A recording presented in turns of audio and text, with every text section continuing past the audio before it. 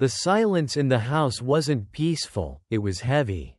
It was a physical weight, pressing against the dry wall, settling into the carpet fibers, and suffocating the air in the kitchen.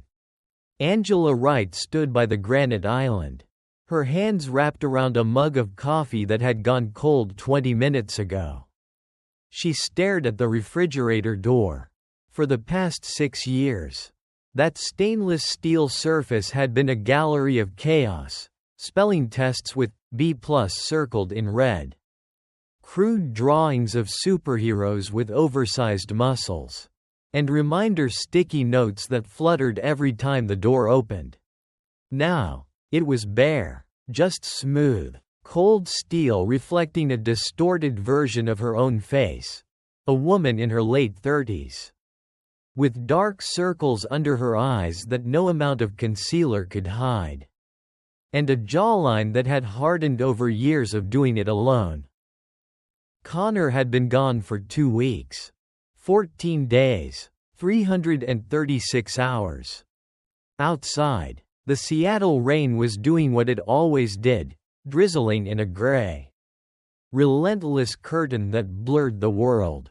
Angela took a sip of the cold coffee, grimaced, and poured it into the sink. The sound of the liquid hitting the drain seemed deafening in the empty house.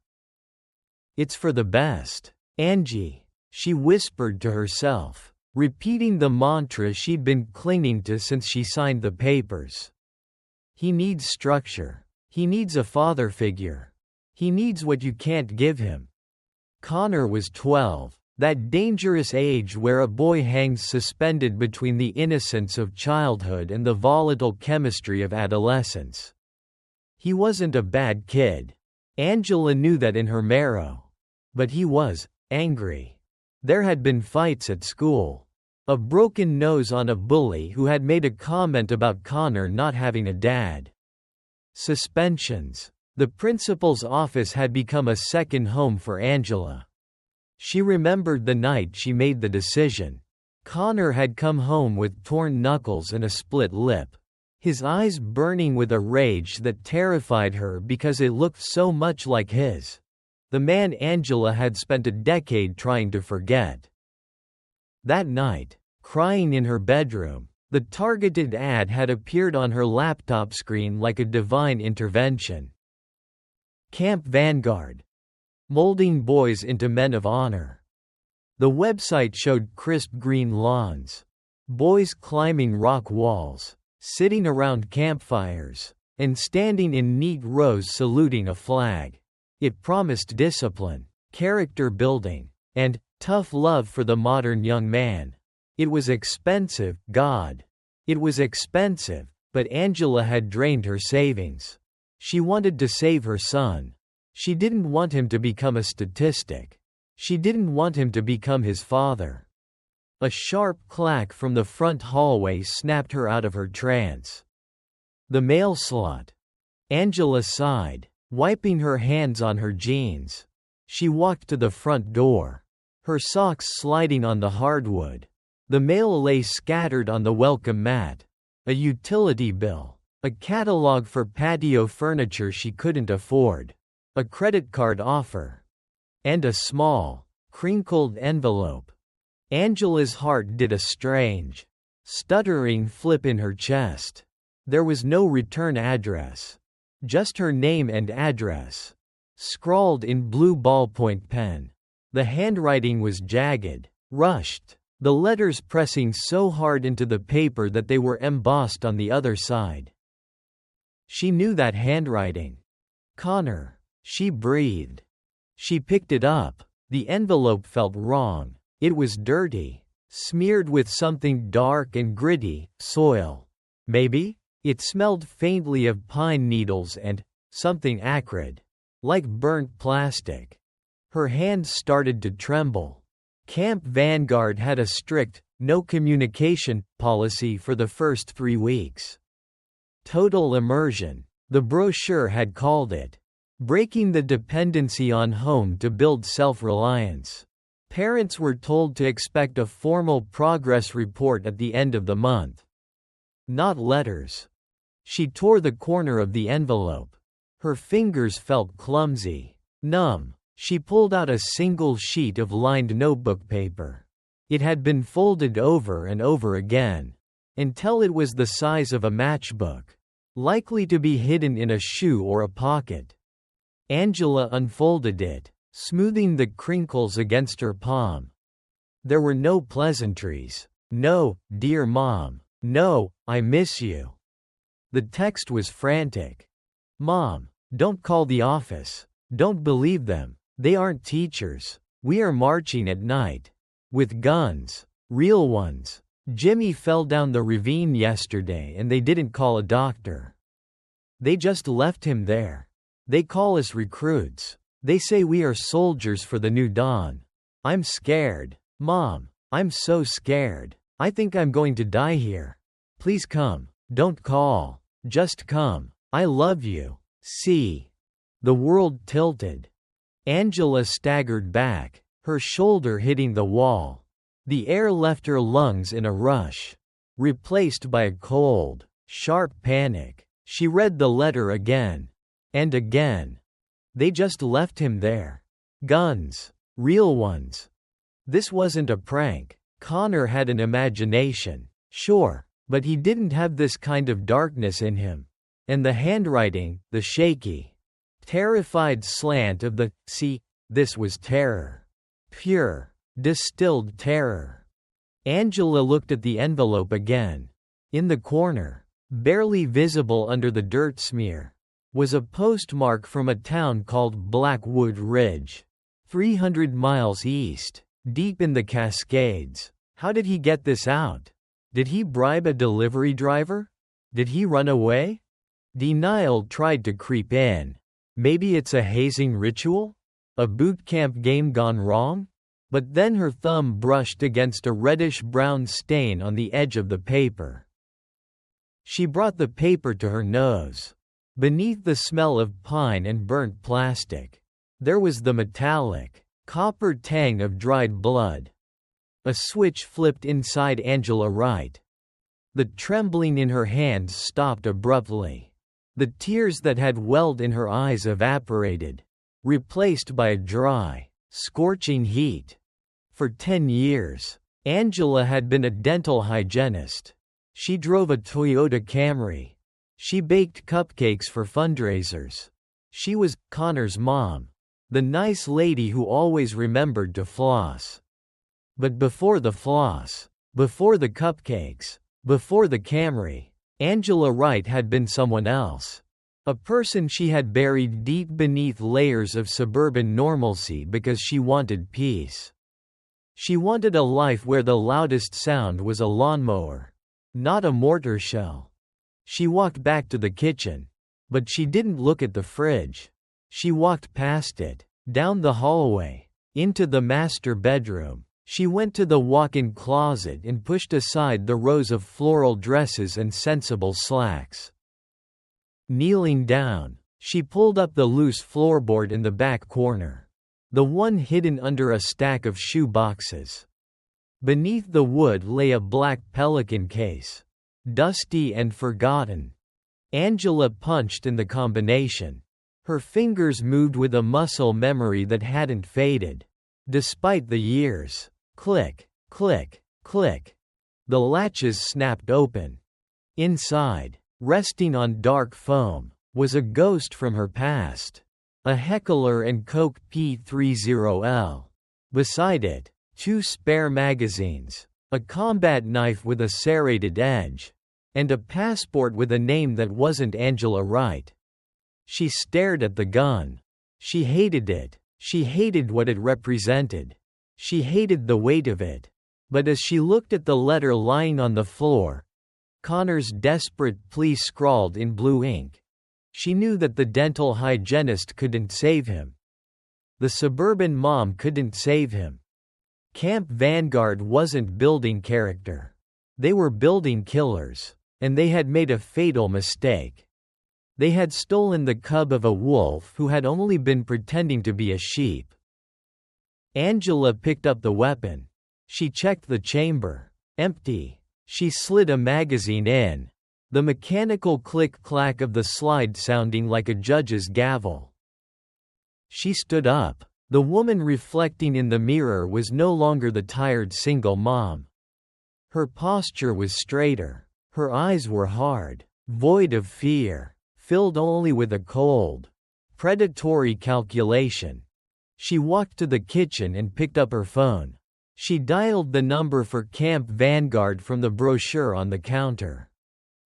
It rang 3 times. Camp Vanguard. Director Miller speaking. How may I help you? The voice was smooth, baritone, dripping with false reassurance.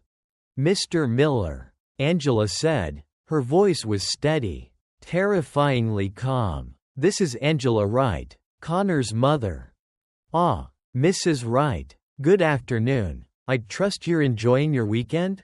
Connor is doing splendidly. By the way, he's out on a nature hike right now, learning about local flora. Nature hike. Jimmy fell down the ravine. Guns. Real ones. That sounds wonderful, Angela said, her knuckles white as she gripped the phone. I was just calling to check in. I had a bad dream. Perfectly normal separation anxiety. Mrs. Wright. Miller chuckled. Trust the process. We are turning him into a warrior. Yes, Angela whispered, looking at the gun on the bed. You certainly are. Is there anything else, Mrs. Wright? No, that's all. I just wanted to hear your voice, so I can remember it when I find you. She thought.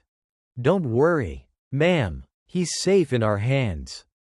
I know. Angela lied. Goodbye, Mr. Miller. She hung up. She went to the garage and grabbed the red gas can she used for the lawnmower. She threw it in the trunk of the Camry. Then she went back inside, packed a duffel bag, black tactical pants she hadn't worn in a decade, boots, a first aid kit, flashlights, and the Pelican case. She walked out the front door, locking it behind her. The rain was coming down harder now, washing away the grime of the city. Angela got into the car. She placed Connor's letter on the dashboard. It would be her compass, her fuel. She started the engine. The GPS estimated the drive to Blackwood Ridge at 5 hours. She would make it in 3. As she backed out of the driveway, leaving the safety of her suburban life behind, Angela Wright whispered into the quiet car. I'm coming, baby, and God help anyone who stands in my way.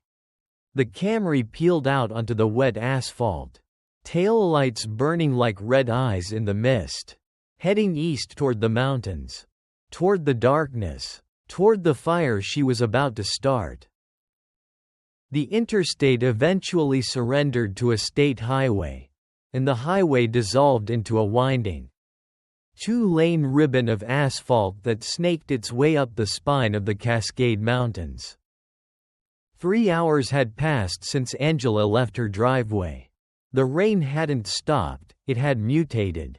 At sea level, it was a drizzle. Here, at 4,000 feet, it was a deluge. The windshield wipers of the Camry slapped back and forth in a frantic rhythm, fighting a losing battle against the storm. Angela gripped the steering wheel at 10 and 2. Her knuckles were no longer white, they were steady.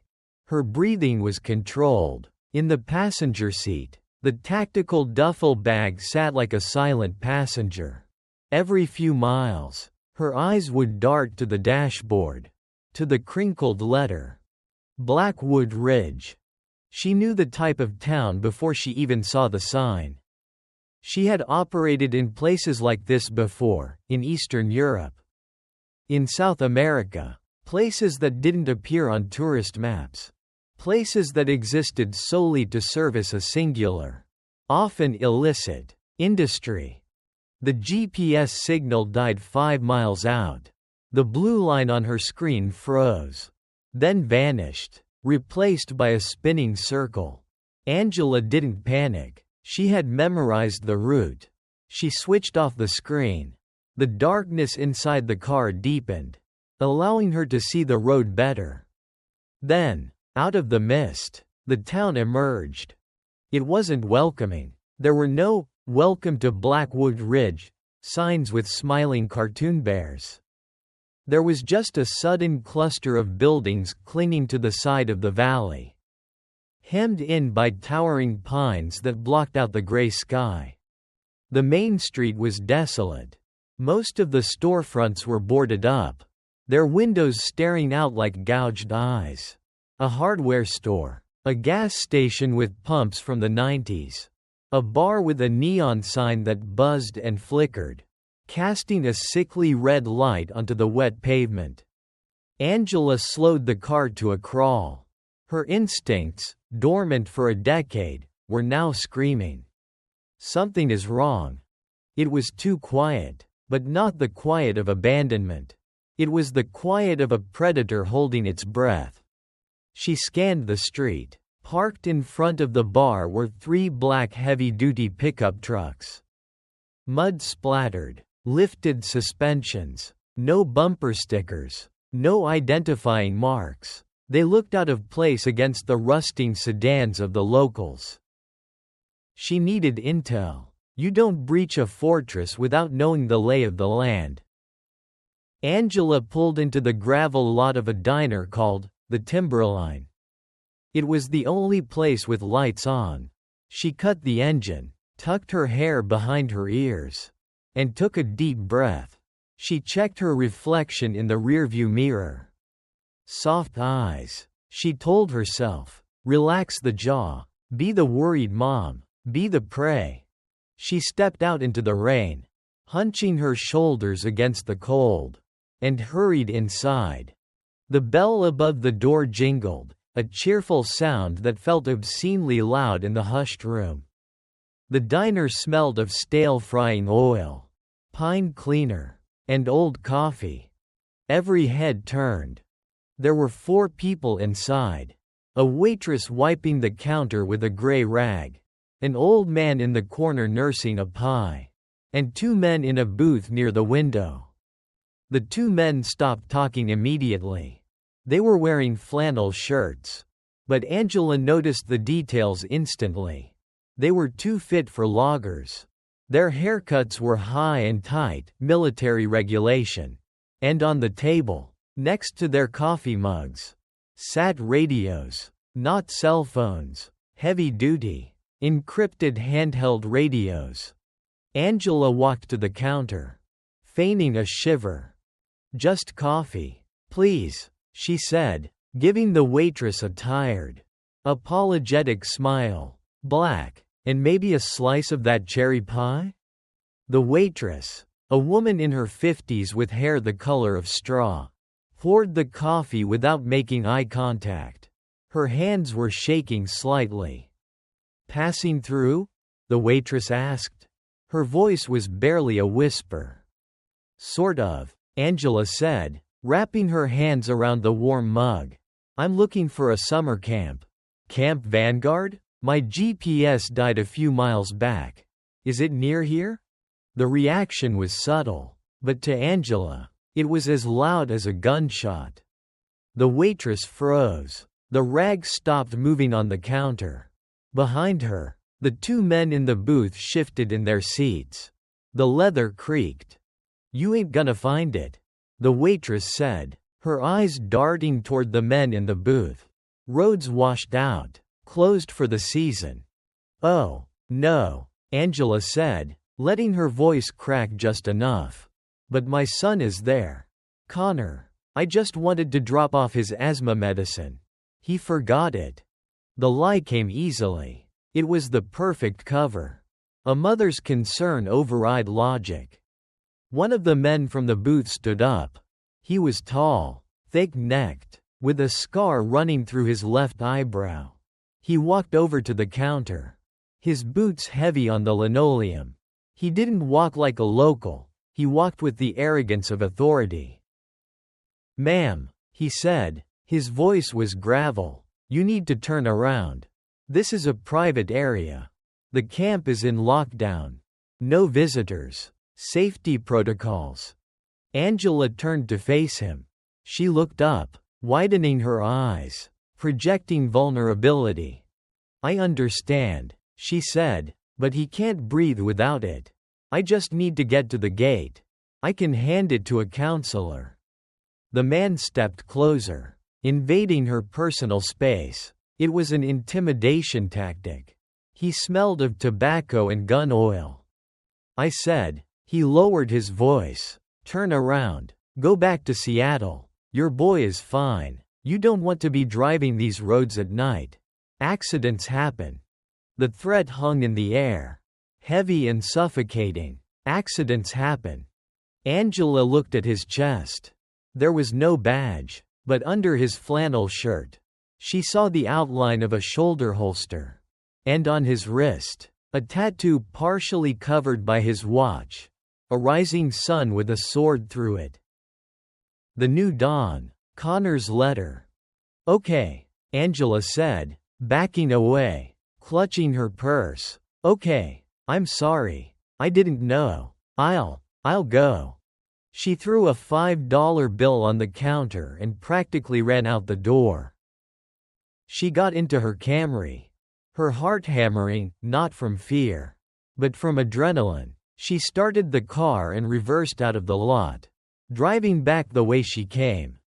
In the rearview mirror, she saw the man standing in the doorway of the diner. Watching her, he lifted his radio to his mouth. He was calling it in. Angela drove for 2 miles, heading away from the town. Once she rounded a sharp bend. Out of sight, she killed the headlights. She pulled the car onto an old logging trail she had spotted on her way in, a narrow gap in the trees blocked by a rusted chain. She got out, the rain soaking her instantly.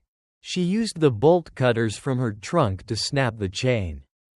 She drove the car deep into the woods, about 100 yards in, until the thick canopy of fir trees completely hid the vehicle from the road.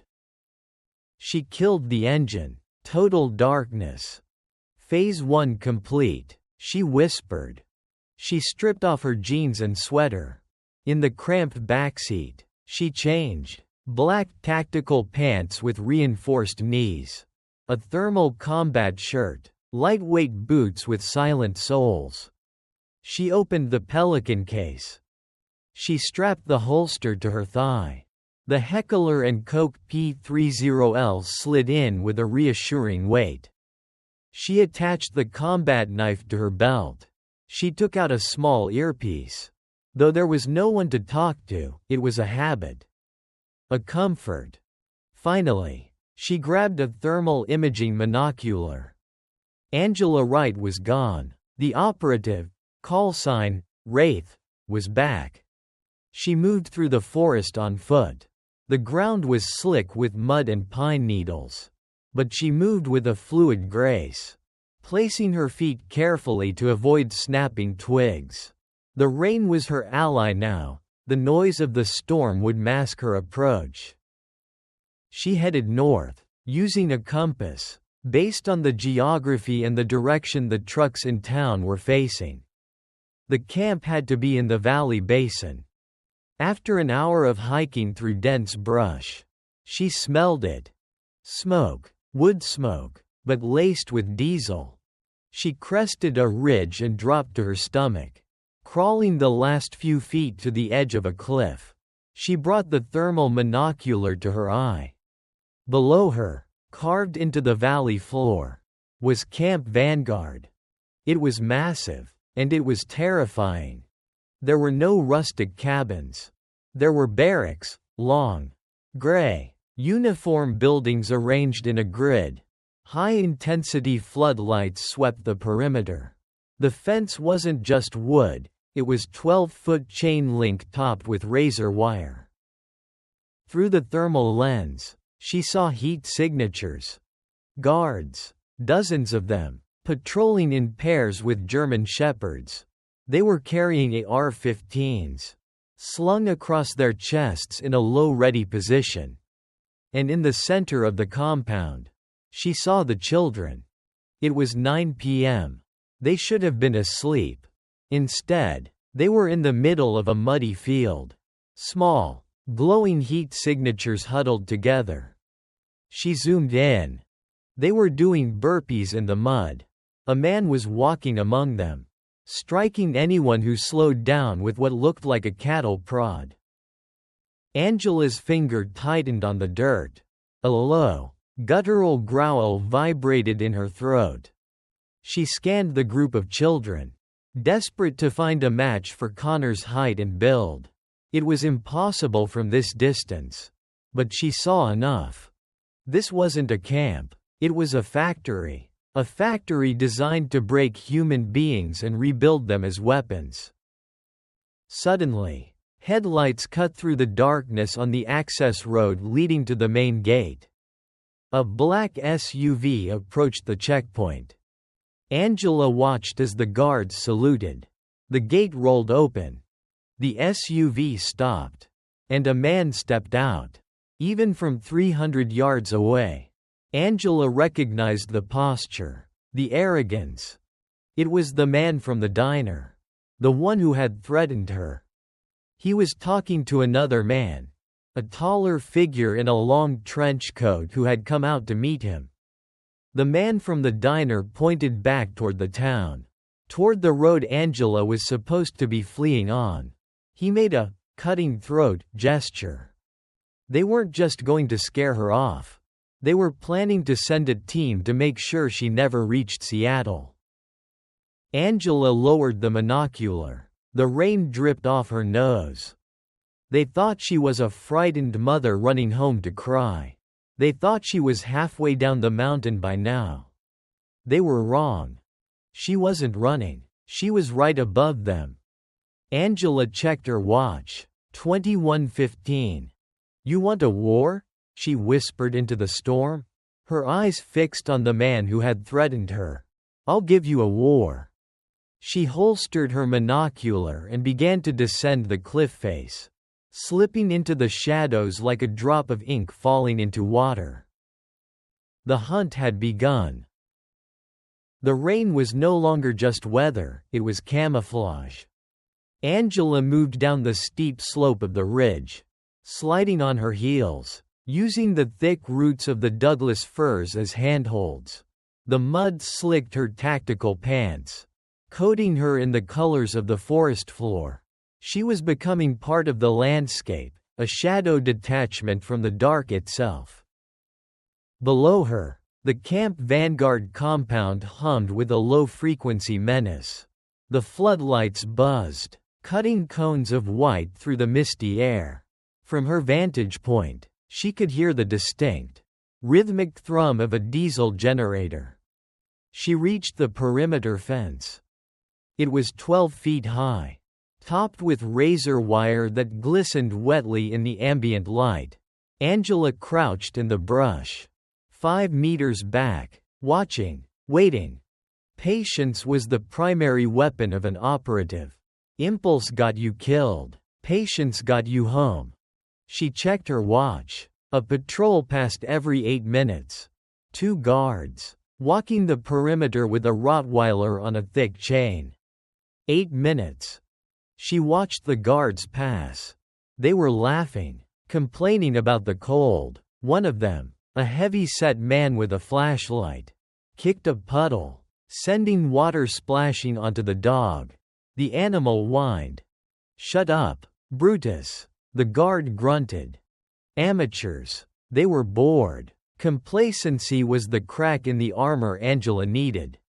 As soon as their footsteps faded into the rain, she moved. She didn't cut the fence. That would trip a circuit breaker or leave a visible gap. Instead, she had spotted a drainage culvert 30 yards to the left. A concrete pipe, half submerged in a swollen creek, running under the fence line. Angela slid into the freezing water. It shocked her system, stealing the breath from her lungs for a second. The water was black, smelling of algae and runoff. She lowered herself until only her nose and eyes were above the surface. She waded into the pipe. It was cramped, dark, and filled with the roar of rushing water. She crawled on her hands and knees, the concrete scraping her palms. A metal grate blocked the exit on the campsite. Angela pulled a small, high-tensile multi-tool from her belt. She felt for the bolts securing the grate. Rusted. Good. She applied pressure, her muscles straining, teeth gritted, with a sharp creak that was thankfully masked by the sound of the water. The bottom bolt sheared off. Then the second. She pushed the grate up just enough to squeeze through. She emerged on the other side, gasping for air, hidden behind a stack of wooden pallets near the generator shed. She was inside. The camp looked even worse from ground level.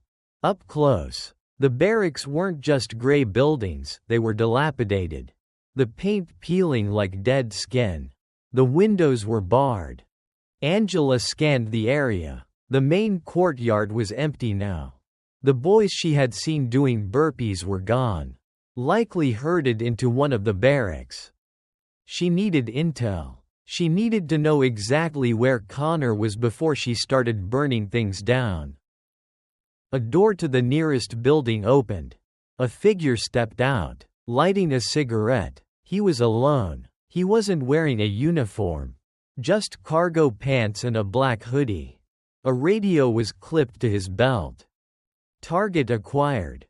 Angela moved. She didn't run, she flowed. She kept low, using the shadows of the generator shed to mask her approach. The rain muffled her footsteps. The man took a drag of his cigarette, the ember glowing orange in the dark. He exhaled, looking up at the sky. He never saw her coming. Angela struck. She came up behind him, her left arm wrapping around his throat in a vice-like sleeper hold, cutting off the blood flow to his brain instantly. Her right hand clamped over his mouth to stifle any sound. He thrashed. His boots scuffed the gravel. He tried to reach for the knife on his belt. Angela tightened her grip. She whispered into his ear, her voice devoid of any warmth. Go to sleep. 5 seconds. 10 seconds. His struggles weakened. His arms dropped. He went limp, a dead weight against her chest. She dragged him into the darkness between the generator shed and the pallets. She didn't kill him, not yet. Dead bodies couldn't talk, and missing guards raised alarms faster than unconscious ones. She zip-tied his hands and feet with practiced speed. She ripped a piece of duct tape from a small roll in her kit and slapped it over his mouth. Then she slapped him awake. Hard.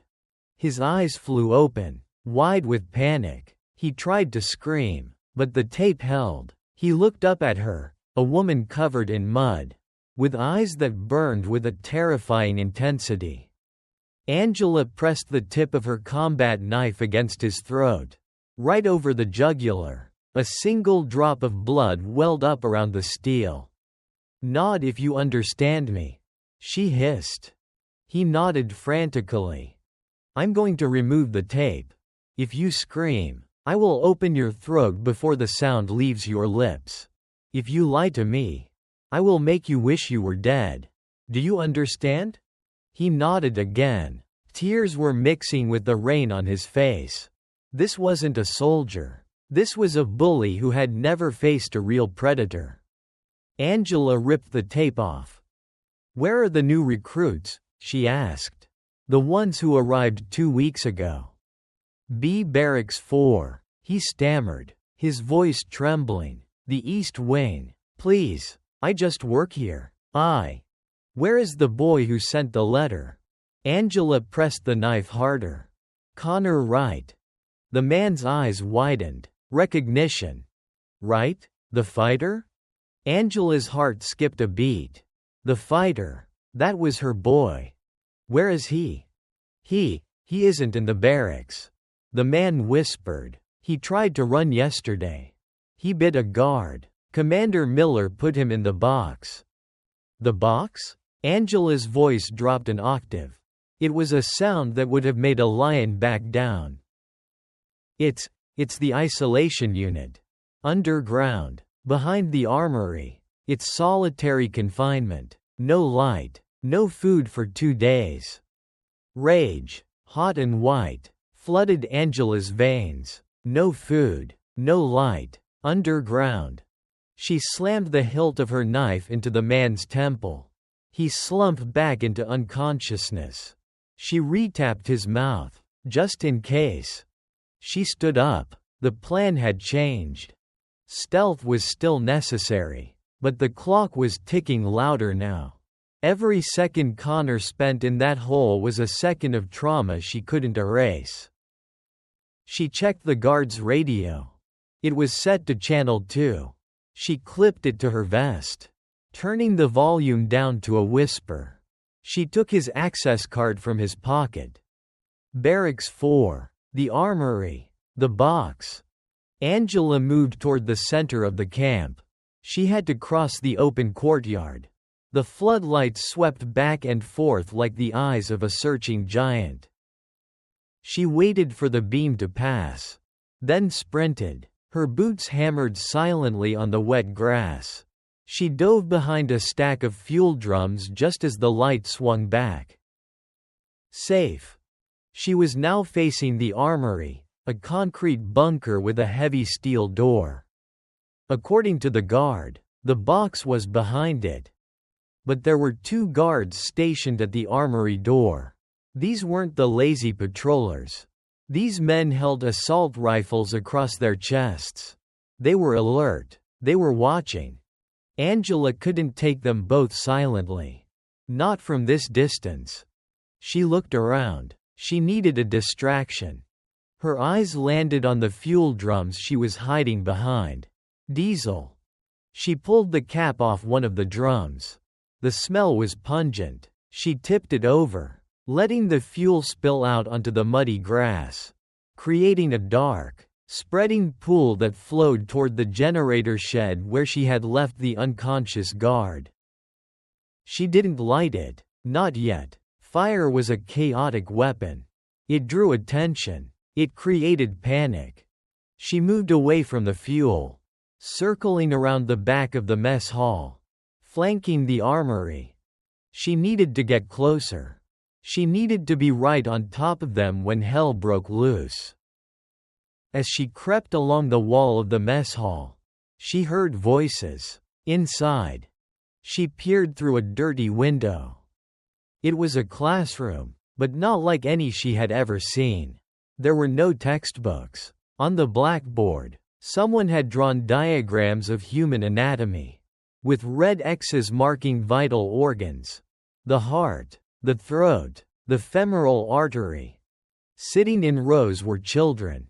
Boys, aged 10 to 14. Their heads were shaved. Their faces were gaunt. Their eyes hollow. They looked like ghosts. And at the front of the room, pacing back and forth, was Miller, the man she had spoken to on the phone. The director. He was holding a pistol. He was demonstrating a reload drill. "Mercy is a weakness," Miller shouted, his voice muffled by the glass. "Hesitation is death. You are not children. You are weapons. And weapons do not feel." Angela watched as a small boy in the front row flinched. Miller walked over and struck him across the face with the back of his hand. The boy fell off his chair. Angela's hand went to her holster. She thumbed the safety off her P30L. Every instinct screamed at her to burst through the window and end Miller right there. To put a bullet between his eyes. No, she told herself. Focus. Connor first. If you start shooting now, they might kill Connor in the confusion. She forced herself to look away. She forced herself to leave the boys in that room. It was the hardest thing she had ever done. "I will come back for you," she vowed silently. "I promise." She reached the back of the armory. There was a narrow alleyway leading to a rusted metal hatch in the ground, secured with a heavy padlock. The box. But the two guards were still out front, just around the corner, 10 feet away. Angela took a deep breath. She reached into her pocket and pulled out a road flare she had taken from her trunk. She looked back toward the fuel spill near the generator shed. It was 50 yards away. Too far to throw. But she didn't need to throw the flare. She just needed a spark. She pulled her pistol. She aimed not at the guards, but at the distant transformer box on the side of the generator shed, right above the spilled diesel. It was a difficult shot in the dark. In the rain. Angela didn't miss. She squeezed the trigger. Thud. The suppressed shot was barely a whisper. The bullet struck the transformer. Sparks showered down, a cascade of white-hot electrical fire. They landed in the diesel. Whoosh! A wall of fire erupted into the night sky. The generator shed was instantly engulfed. The sudden explosion of light and sound was deafening. Fire! Fire at the generator! One of the guards at the armory screamed. Both guards abandoned their post, sprinting toward the blaze, shouting into their radios. The path to the box was clear. Angela holstered her gun and ran to the hatch. She pulled out the bolt cutters. Snap! The padlock fell. She heaved the heavy metal door open. A smell wafted up, damp earth, mold, and urine. "Connor?" she called down into the blackness. Silence. Then, a small, weak voice echoed from the bottom of the ladder. A voice that sounded like it had been screaming for days. "Mom?" Angela didn't climb down the ladder. She slid down the rails. Dropping 10 feet into the dark, she clicked on her tactical light. In the corner of a cell no bigger than a closet, curled up on the wet dirt, was her son. His face was bruised. His lip was split. He looked smaller than she remembered. "Connor." She fell to her knees and pulled him into her arms. He flinched at first, then collapsed against her, sobbing uncontrollably. "I knew you'd come," he choked out. "I knew it. I'm here. Baby. I'm here." Angela held him tight, feeling his ribs through his thin shirt. She kissed the top of his muddy head. Then she pulled back, looking him in the eyes. Her face changed. The softness vanished, replaced by the warrior. "Can you walk?" she asked. Connor wiped his nose. He looked at the gun on her hip. Then at her face. He saw the change in her. He nodded. "Yes." "Good," Angela said, standing up and helping him to his feet. She unclipped the spare radio from her vest and handed it to him. "Stay behind me. If I tell you to run, you run. If I tell you to hide, you hide. Do not look back." "Where are we going?" Connor asked, his voice trembling. Angela looked up at the open hatch, where the orange glow of the fire was reflecting off the rain. The alarm sirens were starting to wail across the camp. The element of surprise was gone. Now, it was time for violence. "We aren't going anywhere yet," Angela said, checking the magazine in her pistol. "We're going to burn this whole place to the ground." The siren was a physical blow. It wailed across the valley, bouncing off the wet cliffs. A discordant scream that signaled the end of stealth. Angela hauled Connor out of the hatch. The boy was shivering violently, his eyes darting around the chaotic scene. To their left, the generator shed was a roaring inferno, casting long, dancing shadows against the rain. The firelight glinted off the puddles, turning the mud into pools of liquid copper. "Stay low," Angela commanded, her voice cutting through the noise. She pushed Connor down behind a stack of concrete barriers near the armory wall. "Mom, they're coming," Connor pointed. 3 guards were sprinting from the main administrative building toward the fire. They weren't looking for intruders yet, they were looking for fire extinguishers. But they were armed. Angela didn't hesitate. She raised her P30L, bracing her wrist on top of the concrete barrier. Pop, pop, pop. 3 shots. 2 guards dropped, clutching their legs. The third dove into the mud, scrambling for cover behind a parked ATV. "Don't look," Angela said to Connor, but it was too late. He had seen it. He had seen his mother, the woman who made peanut butter sandwiches and cried during romantic comedies, shoot 2 men with the precision of a machine. "We need more than a pistol," Angela muttered. She turned to the heavy steel door of the armory. She pulled out the keycard she had taken from the first guard. She swiped it. The light on the reader blinked red. "Access denied." "Damn it," she hissed. They locked down the system. "Mom," Connor whispered, tugging on her sleeve. "The vent." He pointed up. Above the door, about 10 feet up, was a ventilation shaft. The grate was loose, rattling with the vibration of the generator explosion. "I can fit," Connor said. "I used to climb the roof at home when you locked me out." Angela looked at the vent. Then at her son. He was terrified. Yes, but beneath the terror, there was resolve. He was a survivor. "Go," she said, interlacing her fingers to give him a boost. "Unlock the door from the inside. Do not touch anything else. Do not let them see you." Connor scrambled up the wall like a spider. He squeezed through the vent. Angela turned back to the courtyard, scanning for threats. The guard behind the ATV fired a blind burst from his rifle. Bullets chipped the concrete inches from her face. Angela flinched, debris stinging her cheek. She returned fire, keeping his head down. Click. The heavy steel door behind her groaned and swung open. Connor stood there, panting, his face streaked with soot. "Good job," she said, pushing him back inside and slamming the door.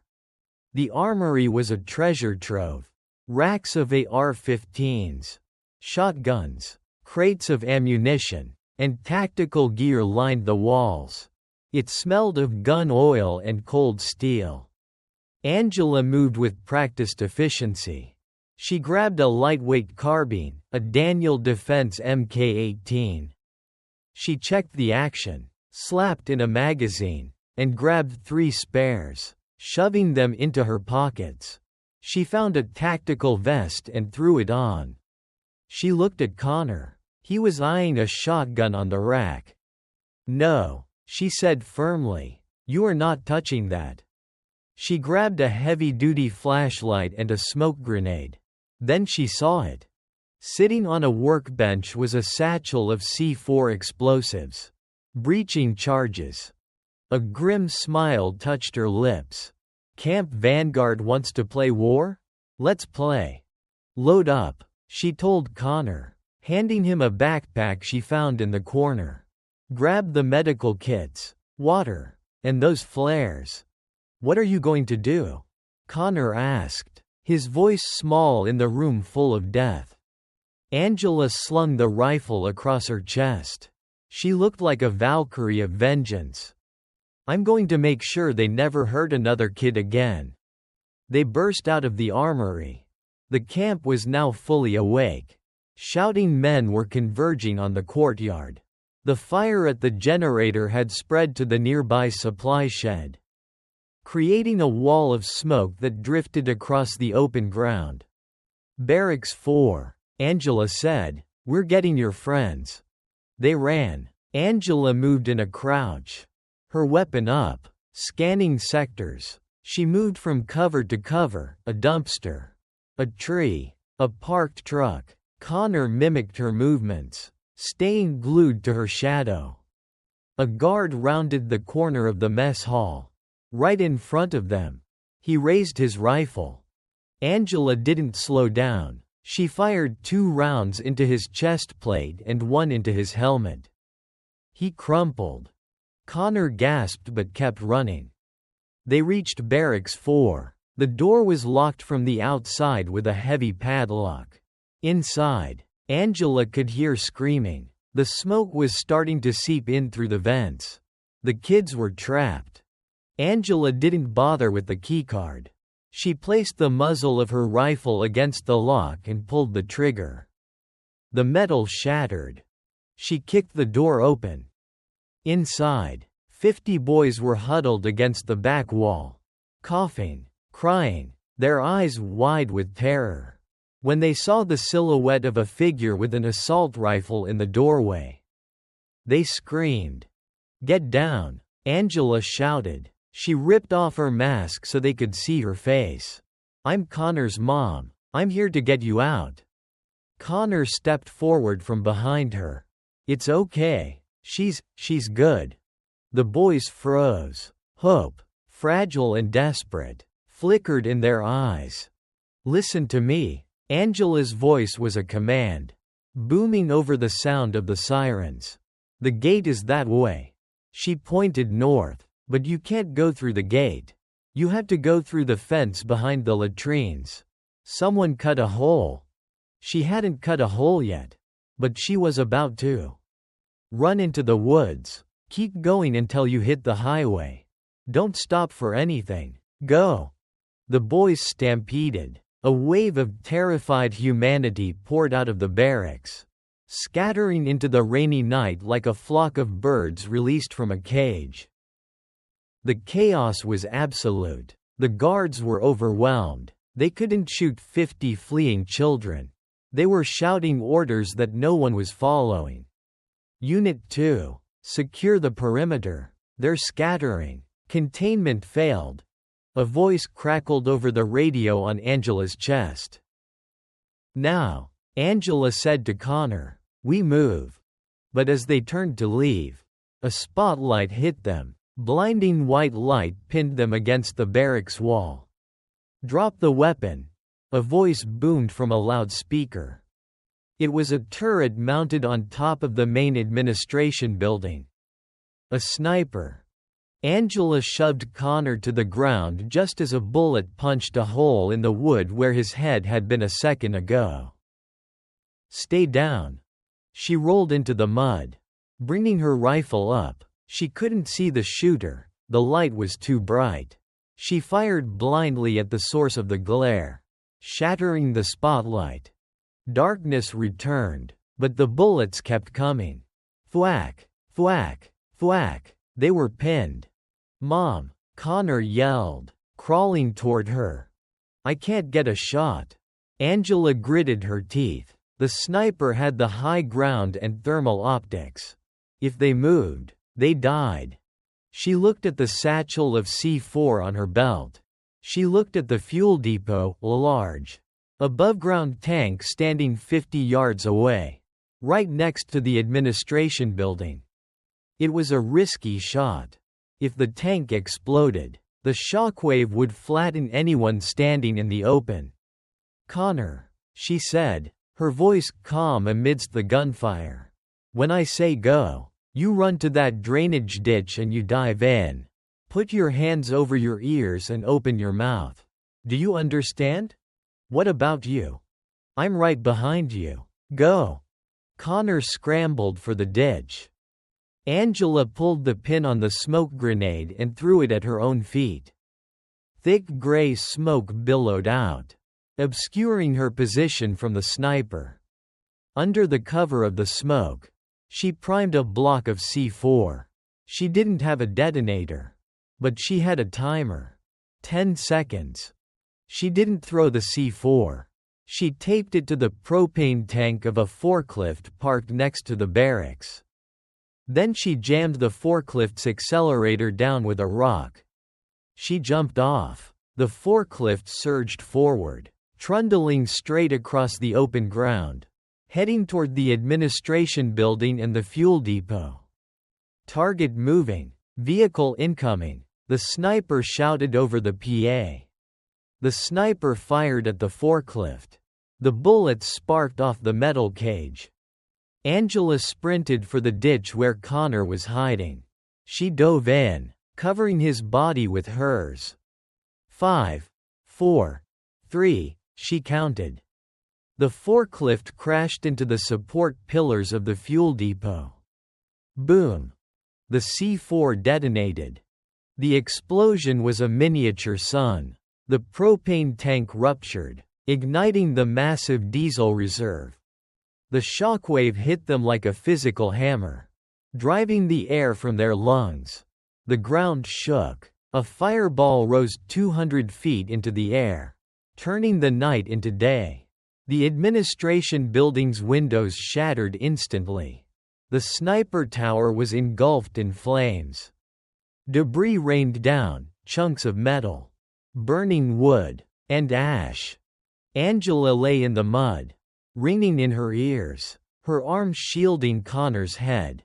The heat was intense, singing the hair on her arms. She looked up. The camp was no longer a prison. It was a ruin. The administration building was collapsing. The fence line was flattened. The guards were scattered, wounded, or fleeing the inferno. She pulled Connor up. He was staring at the fire, his mouth open. "Come on," Angela said, pulling him toward the breach in the fence where the other boys had fled. They reached the tree line. The forest was dark and welcoming. But just as they were about to disappear into the safety of the woods, a figure stepped out from behind a tree. It was Miller. His face was burned on one side. His trench coat was shredded. He held a large revolver, leveled directly at Connor's chest. "You ruined everything," Miller rasped, his eyes wide with madness. "Do you know how much money I lost tonight?" Angela froze. Her rifle was slung. She couldn't bring it up in time. "Let him go," Angela said, stepping in front of her son. "No," Miller smiled, blood dripping from his chin. "I think I'll start the next class with a funeral." His finger tightened on the trigger. Angela braced herself to take the bullet. But the shot didn't come from Miller. A sharp crack echoed from the woods behind Miller. Miller's head snapped forward. A red mist sprayed into the air. He collapsed face first into the mud, a hole in the back of his skull. Angela spun around, raising her rifle, shielding Connor.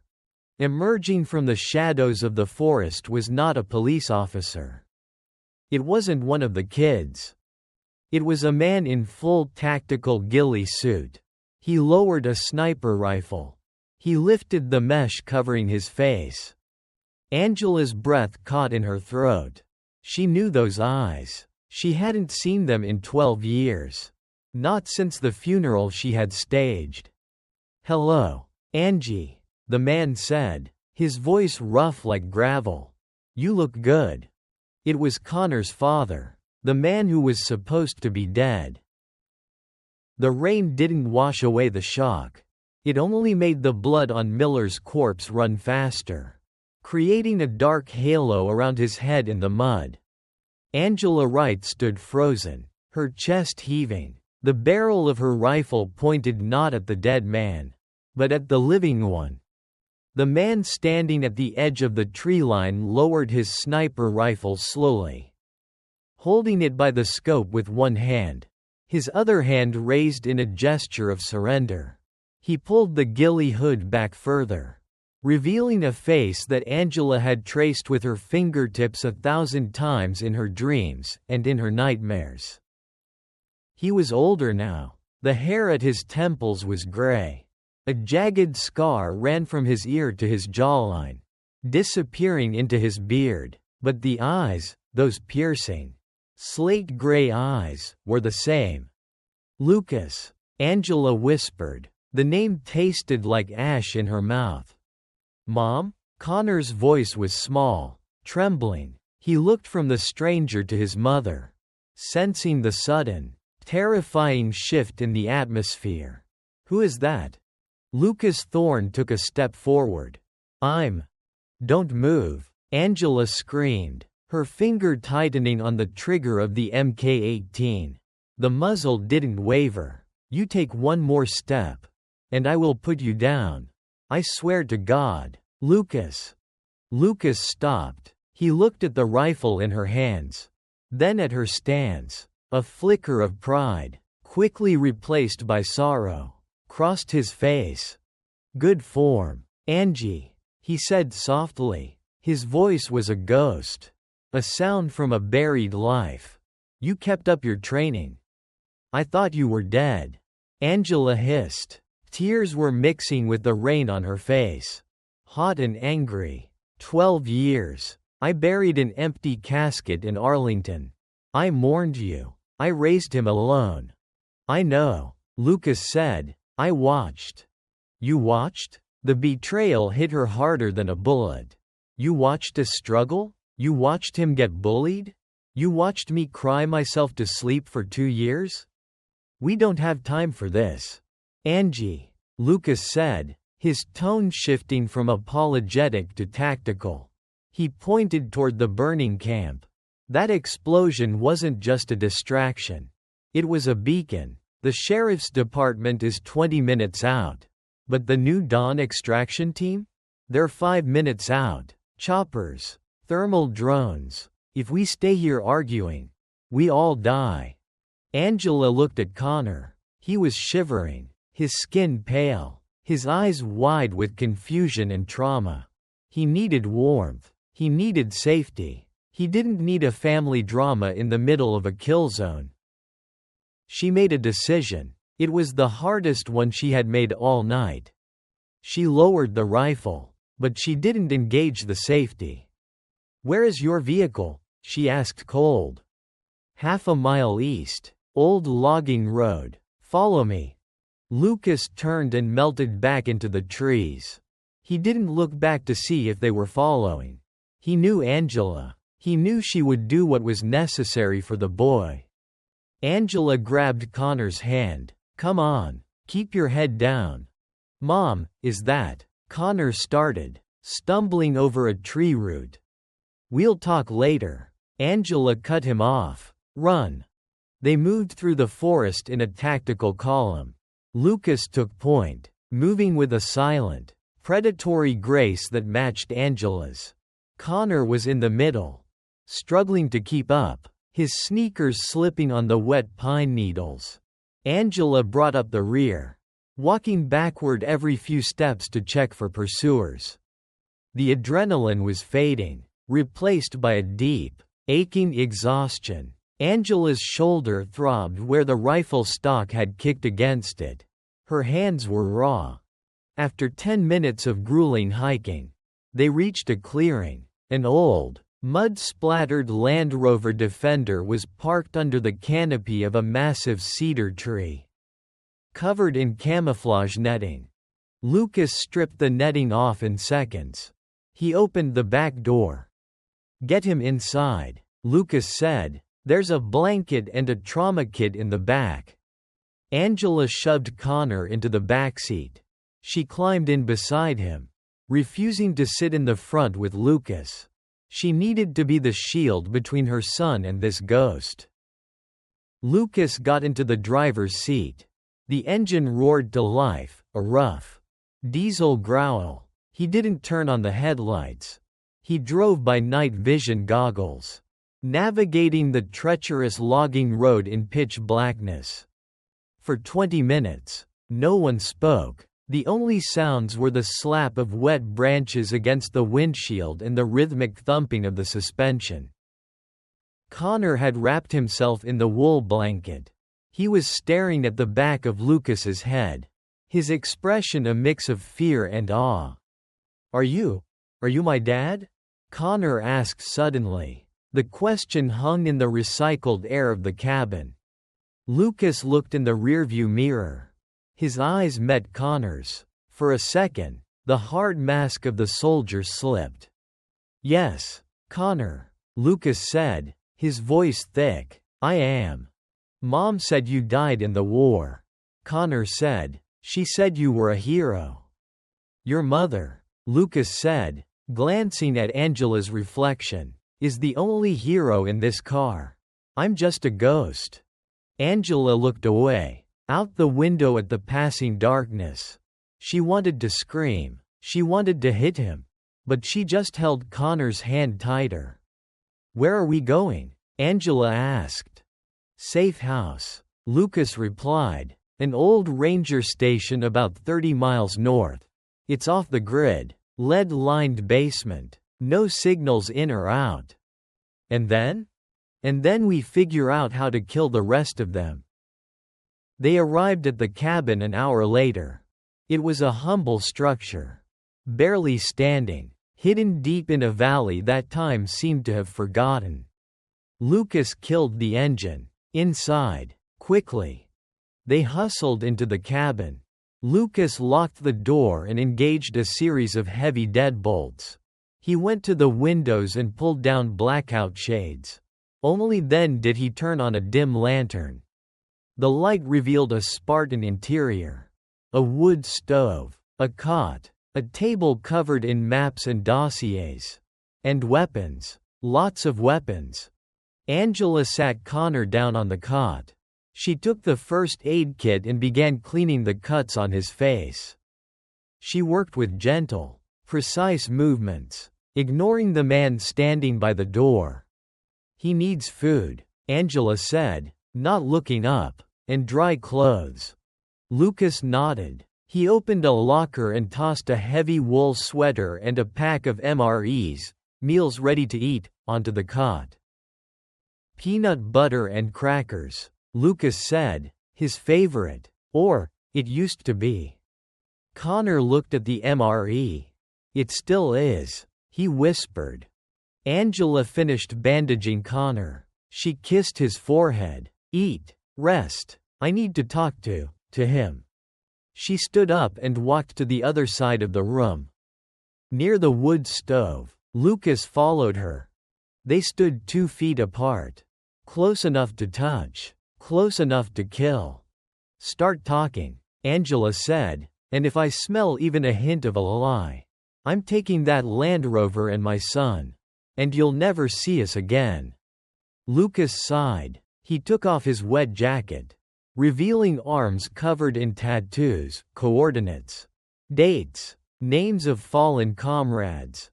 I didn't die in Damascus. Angie. I was captured by a private contractor working for a shadow faction of the CIA. The same faction that runs Camp Vanguard. Angela's eyes narrowed. Camp Vanguard is a disciplinary school. Camp Vanguard is a recruitment center. Lucas corrected her. Project New Dawn. They take boys with aggression issues. Boys from broken homes. Boys who society has given up on. And they turn them into assets. Off-the-book soldiers. Assassins who don't exist in any database. Why didn't you come home? Angela asked, her voice cracking. Why did you let us bury you? Because if I came home, they would have killed you. Lucas said. He reached out, as if to touch her arm, but pulled back. I escaped 3 years ago. I've been hunting them ever since. Dismantling their operations, one by one, but they are like a hydra. You cut off one head. 2 more grow back. And Connor? Angela asked. How did he end up there? Was that you? No. Lucas looked horrified. God, no. That was bad luck. Or fate. When I saw his name on the manifest, I nearly broke cover right then. But I knew if I went in alone, they'd kill him to get to me. I had to wait. I had to plan. So you waited while they beat him? Angela stepped closer, poking him in the chest. You waited while they threw him in a hole? I was going to extract him tonight. Lucas said. My team. You don't have a team. Lucas. Angela scoffed. You're a lone wolf. You always were. I was going to get him out. Lucas insisted. But then, I saw the fire. I saw the explosion. And I saw a woman single-handedly take down a platoon of mercenaries. He paused, a faint smile touching his lips. I realized he was already being saved. Angela stared at him. The anger was still there. Hot and sharp. But underneath it was something else. Relief. And a terrifying familiarity. So what now? Angela asked. The police will be looking for me. I just blew up a school. I'm a terrorist in their eyes. Miller has friends in high places. Lucas nodded. The media will spin this. They'll say you were a deranged mother who snapped. They'll say you murdered the staff and kidnapped your son. Angela felt the blood drain from her face. I can't go back. No, Lucas said. You can't. Angela Wright is dead. Just like Lucas Thorne. He walked over to the table and picked up a dossier. He handed it to her. This is what I've been working on. The head of the snake. The man funding New Dawn. He's not in Washington. He's not in Langley.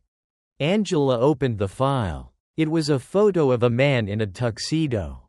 Smiling at a gala. A tech billionaire. Someone whose face was on magazine covers. Julian Vane. Angela read. He wants an army. Lucas said. An army of Connors. Loyal only to him. To destabilize regions. To control markets. Vanguard was just one training ground. There are others. Angela looked at Connor, who was eating the peanut butter crackers. Watching them with wide, tired eyes. She looked back at the file. She looked at the gun on the table. The suburban life was gone. The dental hygiene job. The cupcakes. The Camry. It was all ash now. Burned in the fire she had started. She looked at Lucas. We need ammo, Angela said. Lucas smiled. It was the first real smile she had seen in 12 years. I have plenty. And I need a shower, Angela added, wiping a smudge of soot from her cheek. I smell like diesel and dead men. There's a bucket out back, Lucas said. Angela walked past him, her shoulder brushing his. Don't think this means I forgive you, she whispered. I don't expect you to, Lucas replied. I just want you to help me kill them all. Angela stopped at the door. She looked back at her son. Then at her husband. Okay, she said, let's get to work. Outside, the storm finally broke. The moon peeked through the clouds, illuminating the small cabin in the woods, a tiny fortress housing 3 of the most dangerous people on Earth, a ghost, a mother, and the boy they would burn the world down to protect. The sun didn't rise over the Cascade Mountains. The gray simply became lighter. Inside the safe house, the air was cold and smelled of pine resin and gun oil. Angela sat at the rough-hewn wooden table, a mug of black coffee warming her hands. She hadn't slept. Every time she closed her eyes, she saw the fire, the boys running, Miller's face exploding. Across the room, Lucas was already awake. He had pushed the heavy oak table against the wall to create space. On the floor, disassembled, lay the weapons they had salvaged from the raid. The Daniel Defense Mk-18 she had used. Lucas's Barrett MRAD sniper rifle. And 3 Glock 19s. He was cleaning them with a methodical, almost religious devotion. The rhythmic snick-snick of the slide moving back and forth was the only sound in the room. You're teaching him, Angela said. It wasn't a question. Lucas didn't look up. He ran an oiled rag over the barrel of a Glock. He needs to know. Angie, the world isn't safe for him anymore. You proved that last night. He's 12, Lucas. He should be worrying about algebra and baseball, not trigger discipline. He's a target now, Lucas said, his voice low. He finally looked up, his gray eyes hard. Vane knows who you are. He knows who I am. If they find us, they won't hesitate. If I go down, and you go down, Connor needs to be able to pick up this gun and finish the fight. Or at least survive it. Angela stared into her coffee. The reflection showed a woman she barely recognized.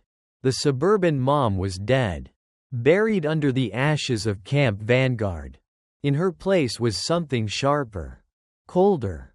I hate you for being right, she whispered. The door to the back bedroom creaked open. Connor stood there. He was wearing the oversized wool sweater Lucas had given him. The sleeves rolled up. His face was still bruised, but his eyes were clear. The terror of the previous night had settled into a quiet, watchful intensity. He looked at the guns on the floor. Then he looked at his parents. I want to learn, Connor said. Angela's heart broke a little. Connor, you don't have to. I want to learn, he repeated, louder this time. He walked over to where Lucas was sitting. He pointed at the Glock 19. Show me how it works. Lucas looked at Angela. She held his gaze for a long moment, then gave a barely perceptible nod. Lucas picked up the pistol. He removed the magazine and locked the slide back, showing the empty chamber. He handed it to Connor. Grip first. Rule number 1, Lucas said, his voice gentle but firm. Treat every weapon as if it were loaded. Always. Connor took the gun. It was heavy in his small hands. He didn't flinch. He held it with a strange reverence. Rule number 2, Lucas continued, never point it at anything you are not willing to destroy. For the next hour, the safe house became a classroom. But instead of math, Connor learned mechanics. He learned how to seat a magazine, how to rack the slide, how to align the sights. He didn't fire a single shot. Ammo was too precious. And noise was a risk, but he learned the weight of death in his hands. Angela watched from the table, her stomach churning. She was watching her son's childhood evaporate. But she also saw something else, confidence. The trembling in Connor's hands stopped. He was taking control of his fear. Good, Lucas said, taking the gun back. That's enough for today. Go pack your bag. We leave in 20 minutes. Where are we going? Connor asked. Lucas walked to the wall where he had taped up a map of the Pacific Northwest. He circled a location in red marker. It was a small industrial park on the outskirts of Portland, near the river. We're going to rob a bank, Lucas said. Connor's eyes widened. A bank? Not a bank like you're thinking. Angela interjected. Standing up, she walked to the map. Julian Vane moves his money through shell companies, logistics firms, shipping containers. She tapped the red circle. This is Argus Logistics. According to the files your father stole, a shipment is leaving there tonight. Not weapons, not drugs. Cash, Lucas finished. Hard currency. Used to pay off the mercenaries, bribe officials, and keep Project New Dawn off the books. Millions of dollars in untraceable bills. We're going to steal it? Connor asked. We're going to burn it, Angela said. Her voice was ice. We're going to hurt Vane where he cares most.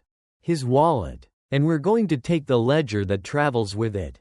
That ledger will give us the names of every politician and cop on his payroll. It's a suicide mission, Lucas said, checking his watch. The transport is armored. They'll have a heavily armed escort. At least 2 SUVs. Maybe 6 shooters. And us? Angela asked, raising an eyebrow. We have surprise. Lucas grinned. A wolfish expression. And we have a mother who drives like a maniac. The preparation was swift. They were efficient, moving around each other in the small cabin like a well-oiled machine. Angela braided her hair back tightly. She swapped her muddy boots for a pair of tactical hikers Lucas had in his stash. She checked her vest. 3 magazines for the Mk18. 2 for the P30L. A combat knife. A flare gun. Lucas loaded the Land Rover. He placed a heavy metal case in the trunk, something he handled with extreme care. "What's in the box?" Angela asked as they stepped out into the cold morning air. "An old friend," Lucas said. "RPG-7. Only have 2 rounds, though, so don't miss." "I never miss," Angela retorted. They climbed into the vehicle. Connor took the back seat again. But this time, he didn't curl up in a blanket. He sat up straight, watching the road, a pair of binoculars around his neck. He was the lookout. Lucas drove. They descended from the mountains. The dense forest giving way to the gray, industrial sprawl of the outskirts of Portland. The rain had stopped, leaving the world slick and shiny. ETA to target location, 40 minutes. Lucas said, glancing at the GPS. "Tell me about the convoy," Angela said, checking her rifle one last time. 2 black Tahoes. 1 armored van in the middle. They take the river road to avoid traffic cameras. There's a choke point under the St. John's Bridge. That's where we hit them. "A bridge?" Angela frowned. "No exit strategy." "Exactly," Lucas said, "for them." As the city skyline appeared in the distance, a comfortable silence settled over the car. It was the calm before the violence. Angela turned in her seat to look at Connor. "If things go bad," she said, "you know what to do. Stay in the car," Connor recited. "Lock the doors. Get on the floor. Wait for the signal. And if the signal doesn't come?" Connor hesitated. He looked at the gun in the duffel bag next to him. "If the signal doesn't come, I run. I find a police officer. I tell them everything." "Good boy," Angela whispered. She reached back and squeezed his hand. Lucas slowed the Land Rover. They were approaching the bridge. The massive Gothic arches of the St. John's Bridge loomed overhead, green steel cutting through the gray sky. Below, the Willamette River churned, dark and swollen. "We're in position," Lucas said. He pulled the vehicle into a service lane hidden by concrete pillars, facing the road the convoy would take. He killed the engine. "Now we wait." Time stretched. Minutes felt like hours. Angela controlled her breathing, lowering her heart rate. This was the part she hated. The waiting. The anticipation. Then, the radio crackled. Lucas had tapped into the local police frequency. But he was also scanning short-wave bands used by private security. Raven 1 to Raven 2. Approaching checkpoint Delta. Speed 45. All clear. "That's them," Lucas said. "Raven 1. He started the Land Rover. The engine purred. 2 minutes out, Angela said, spotting the headlights in the distance. The convoy was exactly as Lucas had predicted. 2 black SUVs flanking a gray, nondescript armored van. They were moving fast, aggressive, owning the road. "Ready?" Lucas asked. "Always," Angela said. Lucas slammed his foot on the gas. The Land Rover roared out of the hidden service lane, tires screeching on the wet asphalt. They didn't pull up behind the convoy. They pulled out in front of it. Lucas drifted the heavy vehicle sideways, blocking the entire 2 lanes of the road right under the shadow of the bridge. The lead SUV slammed on its brakes. Tires smoked. The armored van swerved. The rear SUV nearly rear-ended the van. The convoy came to a screeching halt, trapped between the river and the bridge pilings. "Go!" Lucas shouted. Angela kicked her door open. She didn't seek cover. She stepped out onto the road. The Mk-18 raised. The doors of the lead SUV flew open. 4 men in tactical gear spilled out, raising their weapons. "Contact front," one of them screamed. Angela didn't give them a chance to aim. She fired. Controlled bursts. Pop pop, pop pop. Windshield glass shattered. 2 men went down. The other 2 scrambled behind their doors, pinned by her suppressing fire. From the Land Rover, Lucas stepped out. He didn't have a rifle. He had the RPG-7 resting on his shoulder.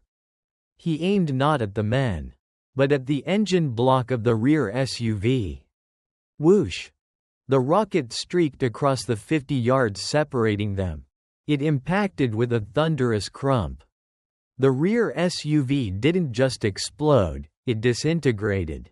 Metal twisted. Glass vaporized. And the vehicle flipped onto its side, burning fiercely. The rear guard was neutralized instantly. "Clear," Lucas shouted, dropping the launcher and drawing his sidearm. Angela advanced. She moved like water, fluid and unstoppable. She suppressed the lead SUV while Lucas flanked them. "Drop your weapons," Lucas roared, his voice booming over the sound of the flames. "Or you burn right here." The remaining guards in the lead SUV looked at the burning wreckage behind them. They looked at the woman advancing on them with dead eyes. They looked at the man who had just fired an RPG in the middle of a city. They dropped their guns. "Smart choice," Angela muttered.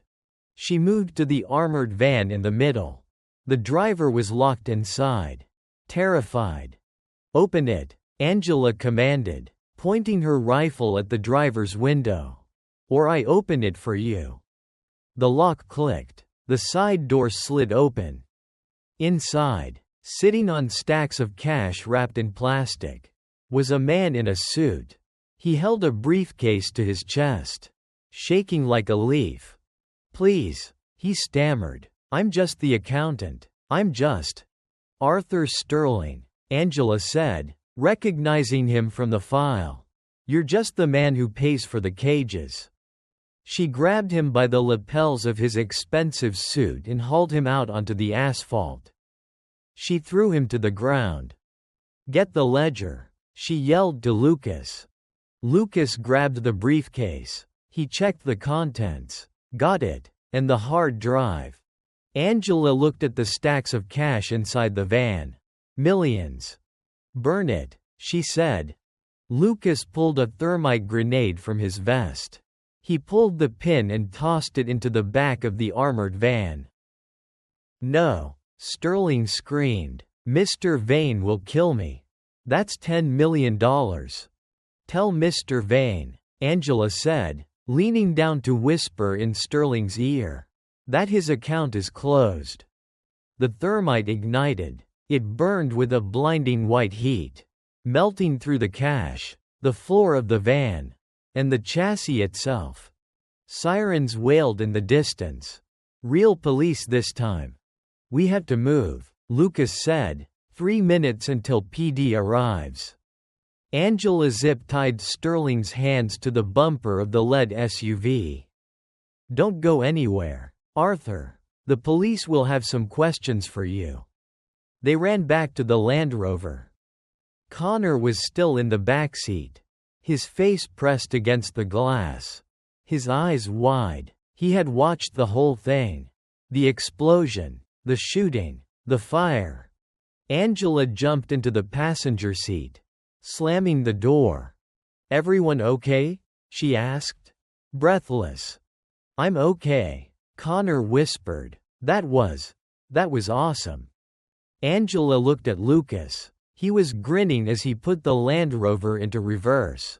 spinning it around to flee the scene. "Don't encourage him," Angela warned. "We got the ledger," Lucas said, tapping the briefcase. "We have the names. We have the locations. The war has just begun." As they sped away, leaving the burning convoy under the bridge, Angela looked back. The smoke rose into the gray sky. A signal fired to Julian Vane. They weren't hiding anymore. They were coming for him. The neon sign of the Starlight Motel buzzed with the sound of an angry hornet, flickering between a sickly pink and a dying darkness. It was one of those roadside establishments that existed solely for truckers, adulterers, and people who didn't want to be found. Lucas parked the Land Rover behind the building, nestled between an overflowing dumpster and a rusted chain-link fence. "Room 104, he said, tossing a plastic key card onto the dashboard. "Paid cash. No ID." Angela looked at the motel room door. Paint was peeling. The curtains were drawn tight. It was a far cry from her pristine suburban home in Seattle. But right now, it was the safest place on earth. They moved quickly. Connor carried the heavy briefcase containing the stolen ledger. Angela carried the weapons bag. Lucas swept the room first, checking under the bed, behind the shower curtain, scanning for bugs with a handheld device. "Clear," he muttered. The room smelled of bleach and stale cigarette smoke. There were 2 double beds with floral spreads that had gone out of style in the 90s. "Don't touch anything you don't have to," Angela told Connor. "And keep your shoes on." Connor sat on the edge of the bed, hugging the briefcase to his chest. He looked wired. His pupils were dilated, his leg bouncing nervously. "We burned $10 million, Connor said, his voice filled with a strange mixture of awe and disbelief. "Just burned it. It was dirty money, Connor," Angela said, locking the deadbolt and sliding the chain across. "Blood money. It bought the cages you were sleeping in." "I know," Connor said quickly. "I'm not sad about it. It was cool." Angela exchanged a worried glance with Lucas. Cool. That wasn't the word she wanted to hear. She wanted him to be horrified. She wanted him to be repulsed. But violence, she knew, was seductive, especially when you were the one holding the power.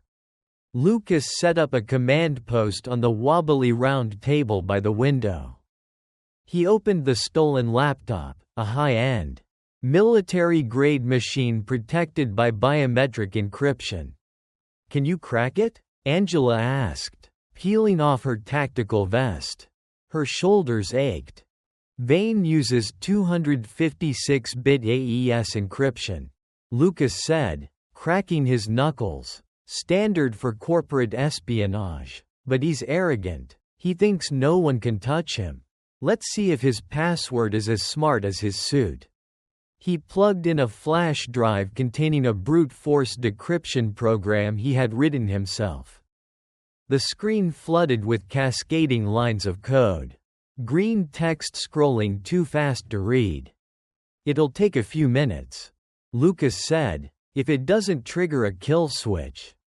While the computer worked, the silence in the room grew heavy.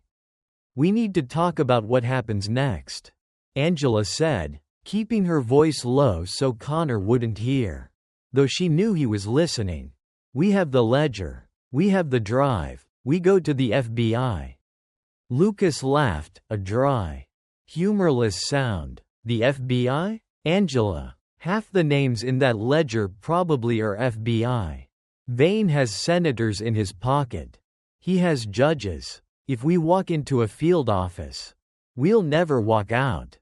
"Then what?" Angela hissed. "We live on the run? For how long? Until Connor is 18? Until one of us catches a bullet?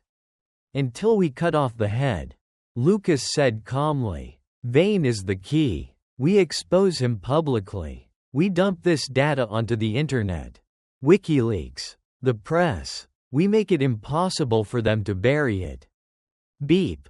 The laptop emitted a sharp tone. We're in, Lucas said. Angela and Connor crowded around the small screen. The decryption program had bypassed the login. The desktop was surprisingly cluttered. Folders labeled Asset Liquidation, New Dawn Recruitment, and Payroll. But one folder stood out. It was red, marked with a single word, Eclipse. Open it, Angela whispered. Lucas double-clicked. A series of schematics filled the screen. Blueprints, satellite imagery, and a countdown clock. T-36 hours. What is this? Connor asked, pointing at a complex diagram of a massive concrete structure. Angela leaned in, her eyes narrowing. She recognized the geography, the winding river, the massive spillways. It's a dam, she said, the Grand Coulee Dam. The largest power station in the United States. Lucas added, his voice grim. It powers the entire Pacific Northwest. Seattle, Portland, data centers, hospitals. He opened a document titled Market Impact Analysis. Look at this. Lucas pointed. Vane has heavily shorted energy stocks and tech companies based in Washington and Oregon. He's bet billions against the grid. He's going to blow up the dam? Connor asked, his voice trembling. Not the whole dam, Lucas corrected, scrolling through the demolition schematics. Just the turbine intakes, enough to cripple the power grid for months. It would cause a blackout affecting millions of people. Chaos, looting, economic collapse. And he makes a fortune from the crash. Angela realized, he's not just a warmonger. He's a financial terrorist.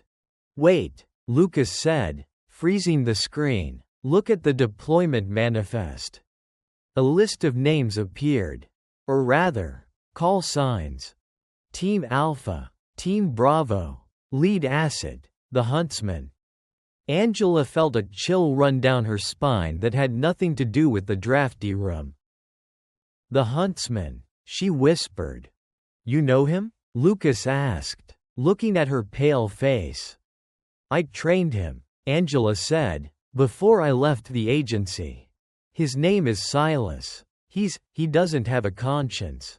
Lucas, he's a machine. If Vane sent Silas to the dam, they aren't just planning to blow it up. They're planning to kill anyone who gets in the way. Suddenly, the screen flashed red. Unauthorized access detected. Tracing location. He knows. Lucas slammed the laptop shut.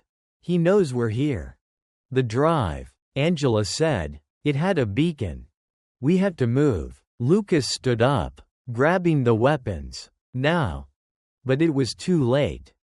The sound of shattering glass exploded from the bathroom window. A canister clattered onto the tiled floor.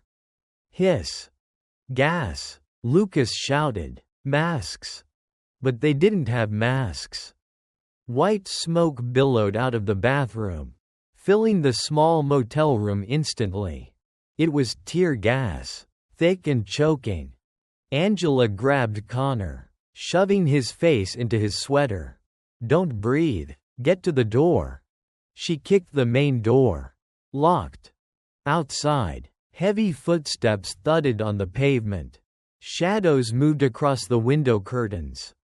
Breaching, a voice shouted from outside. The door exploded inward, kicked off its hinges. Two men in black tactical gear stormed in, wearing gas masks, their rifles raised. Angela didn't have her rifle.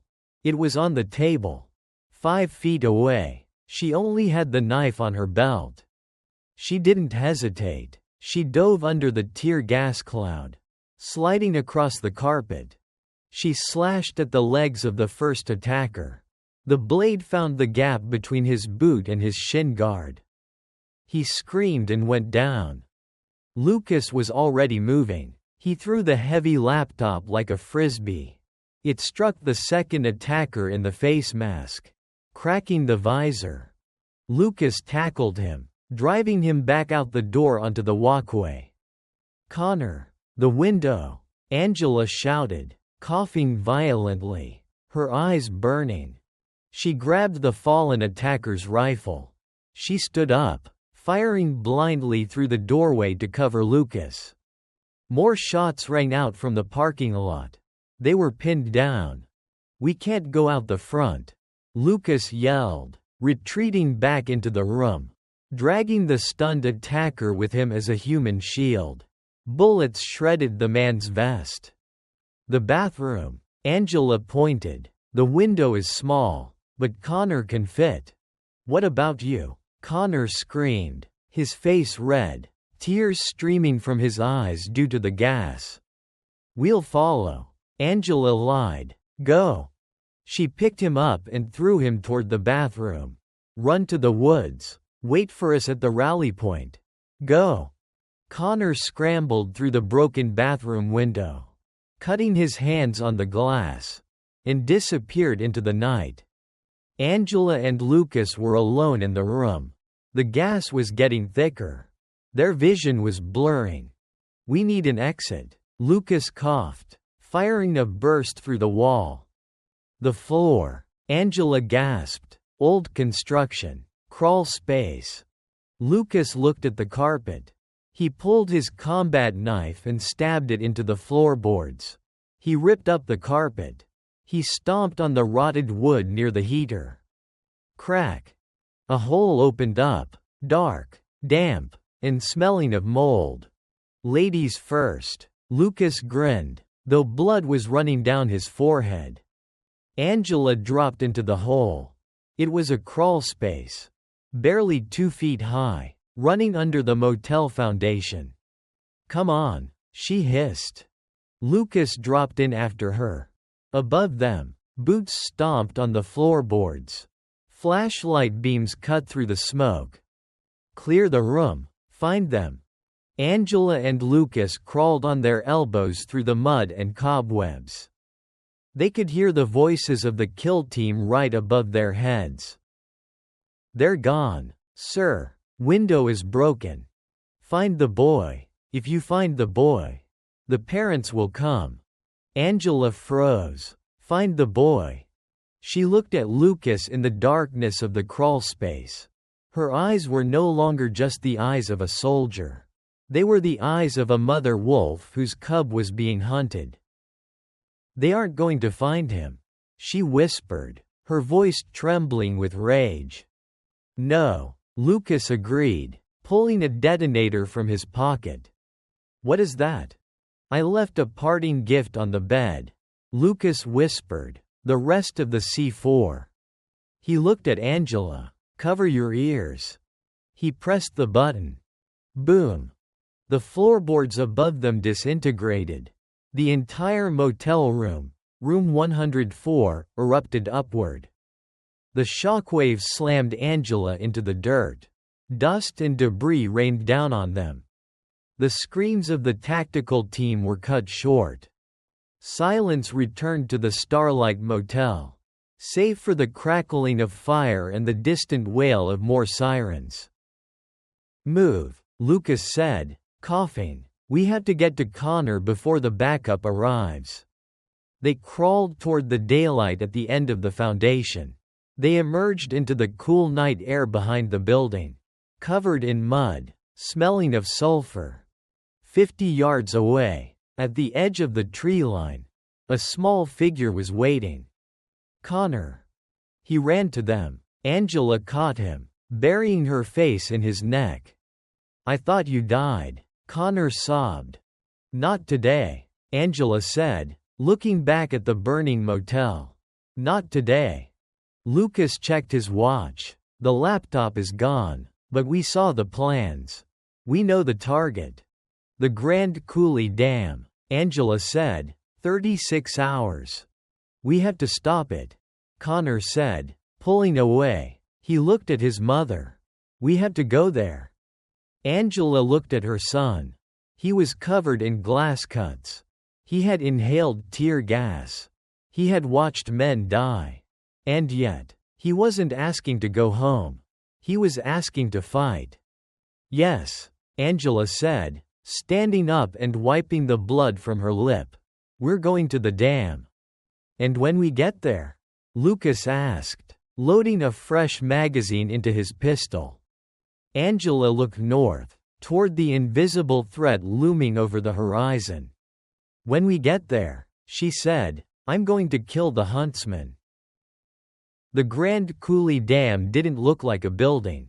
It looked like a tombstone for a giant. Standing 550 feet tall and stretching nearly a mile across the Columbia River. It was a monolith of concrete and steel that hummed with a terrified energy. Even from the ridge where Angela, Lucas, and Connor lay prone in the wet grass, the vibration of the water crashing through the spillways could be felt in their chests. It was 2 o'clock hours. The dead of night. They're inside, Lucas whispered, lowering his thermal binoculars. I count 4 sentries on the intake towers, 2 on the generator deck, and a roving patrol in a white pickup. Angela adjusted the scope on her Mk-18. The rifle felt heavier now. Every muscle in her body screamed for rest. But her mind was razor sharp. The huntsman wouldn't leave the perimeter this exposed. She said, he's baiting us. Silas knows you're coming. Lucas agreed. He knows you won't let the grid go down. Connor lay between them, huddled under a camouflage tarp. He was holding a tablet, a replacement they had stolen from an electronics store on the way out of Portland. It was connected to Lucas's localized signal jammer. Mom, Connor whispered, pointing at the screen. I picked up a signal. Low frequency. Encrypted. It's coming from the 3rd powerhouse. Angela looked at the schematic Lucas had printed out. The 3rd powerhouse was the newest, largest section of the dam. It housed the massive turbines that supplied power to the entire western seaboard. That's the kill zone, Angela said. If they blow the intake tubes there, the water pressure will tear the building apart from the inside. It'll be a domino effect. We have to split up, Lucas said, checking his watch. I'll take the high ground. I can provide overwatch from the transmission tower on the west bank. I can suppress the external guards. And I go inside, Angela finished. I can help, Connor said, his voice steady. I can hack the security cameras. If I can get into their network, I can loop the footage. Make you invisible. Angela hesitated. She looked at the massive concrete wall. Then at her son. He was 12 years old. But his eyes were ancient. He had seen too much. Denying him a role now wouldn't protect him, it would just leave him feeling helpless. Okay, she said, but you stay here, with the jammer. If you see anyone coming up this ridge, you run. You don't fight. You run to the fallback point. Promise me. I promise. Connor nodded. Angela turned to Lucas. He handed her a grappling hook gun and a set of glass cutters. Don't die, he said. It wasn't a romantic plea. It was a tactical order. You neither, Angela replied. She slipped into the darkness, moving down the steep embankment toward the roar of the river. The base of the dam was a chaotic world of mist and noise. The spray from the spillways soaked Angela instantly. She moved along the concrete retaining wall, a shadow among shadows. She reached the ventilation shaft designated on the blueprints as Sector 7 access. It was 50 feet up a sheer concrete face. Angela fired the grappling hook. The claw bit into the metal grating above. She tested the line. then ascended. Her arms burned, but she pulled herself up, hand over hand, until she reached the vent. She cut the lock with the bolt cutters. She slipped inside. The noise inside the dam was different. It wasn't the roar of water, it was the hum of electricity.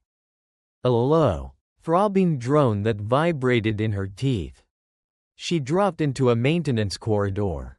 Pipes the size of school buses ran along the ceiling, hissing with steam. Click. She tapped her earpiece. I'm in. Raven 1 to nest. Status? Camera feed is looped. Connor's voice came through. Clear but tense. You have a clear path to the main elevator. But Mom, there are heat signatures in the turbine hall. A lot of them. How many?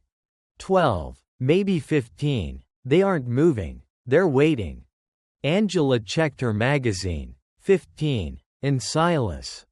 Copy that. Nest. Keep watching. She moved deeper into the facility. She bypassed the elevator, too risky. She took the stairs, descending 20 stories into the earth. When she reached the bottom, she opened the heavy fire door a crack. The turbine hall was a cathedral of industry. The ceiling was 100 feet high. Rows of massive green generators stretched out into the distance, spinning silently. And standing in the center of the walkway, right next to Turbine 3, was a man. He wasn't wearing a mask. He wasn't hiding. He was wearing a tailored tactical suit, his hands clasped behind his back, admiring the machinery. Silas, the huntsman. He was exactly as she remembered him from the agency academy. Handsome, in a cold, statuesque way, not a hair out of place. Angela raised her rifle, aiming at the back of his head. Don't, a voice whispered in her ear. It wasn't Connor, and it wasn't Lucas. It was Silas. He had tapped into her frequency. Hello, teacher, Silas said, not turning around. If you shoot me, the dead man's switch in my hand releases. And this whole place becomes a submarine. Angela froze. She lowered her aim slightly.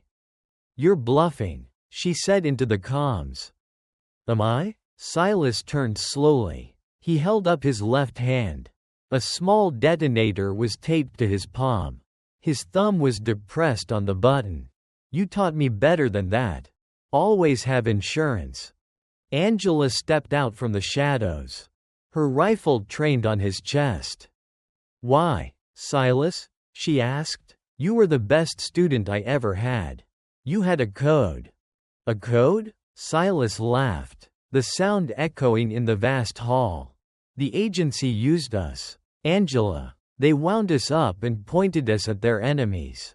Julian Vane, he pays better. And he doesn't pretend to be righteous. He gestured to the turbines. Look at it. The fragility of civilization. One push of a button. And the lights go out. The stock market crashes. Chaos ensues. And from chaos, order is born. Vane's order. Where are the explosives? Angela demanded, scanning the room. Everywhere. Silas smiled. On the intakes. On the pressure valves. But the primary charge? It's right here. He patted the casing of Turbine 3. And you have exactly 10 minutes before the timer overrides my thumb. Mom. Connor's voice broke in, frantic. I see them. On the upper gantries. Snipers. Crack. A bullet sparked off the metal railing inches from Angela's hip. She dove behind a control panel just as the hall erupted in gunfire. Silas didn't move. He stood in the open. The bullets whizzing past him.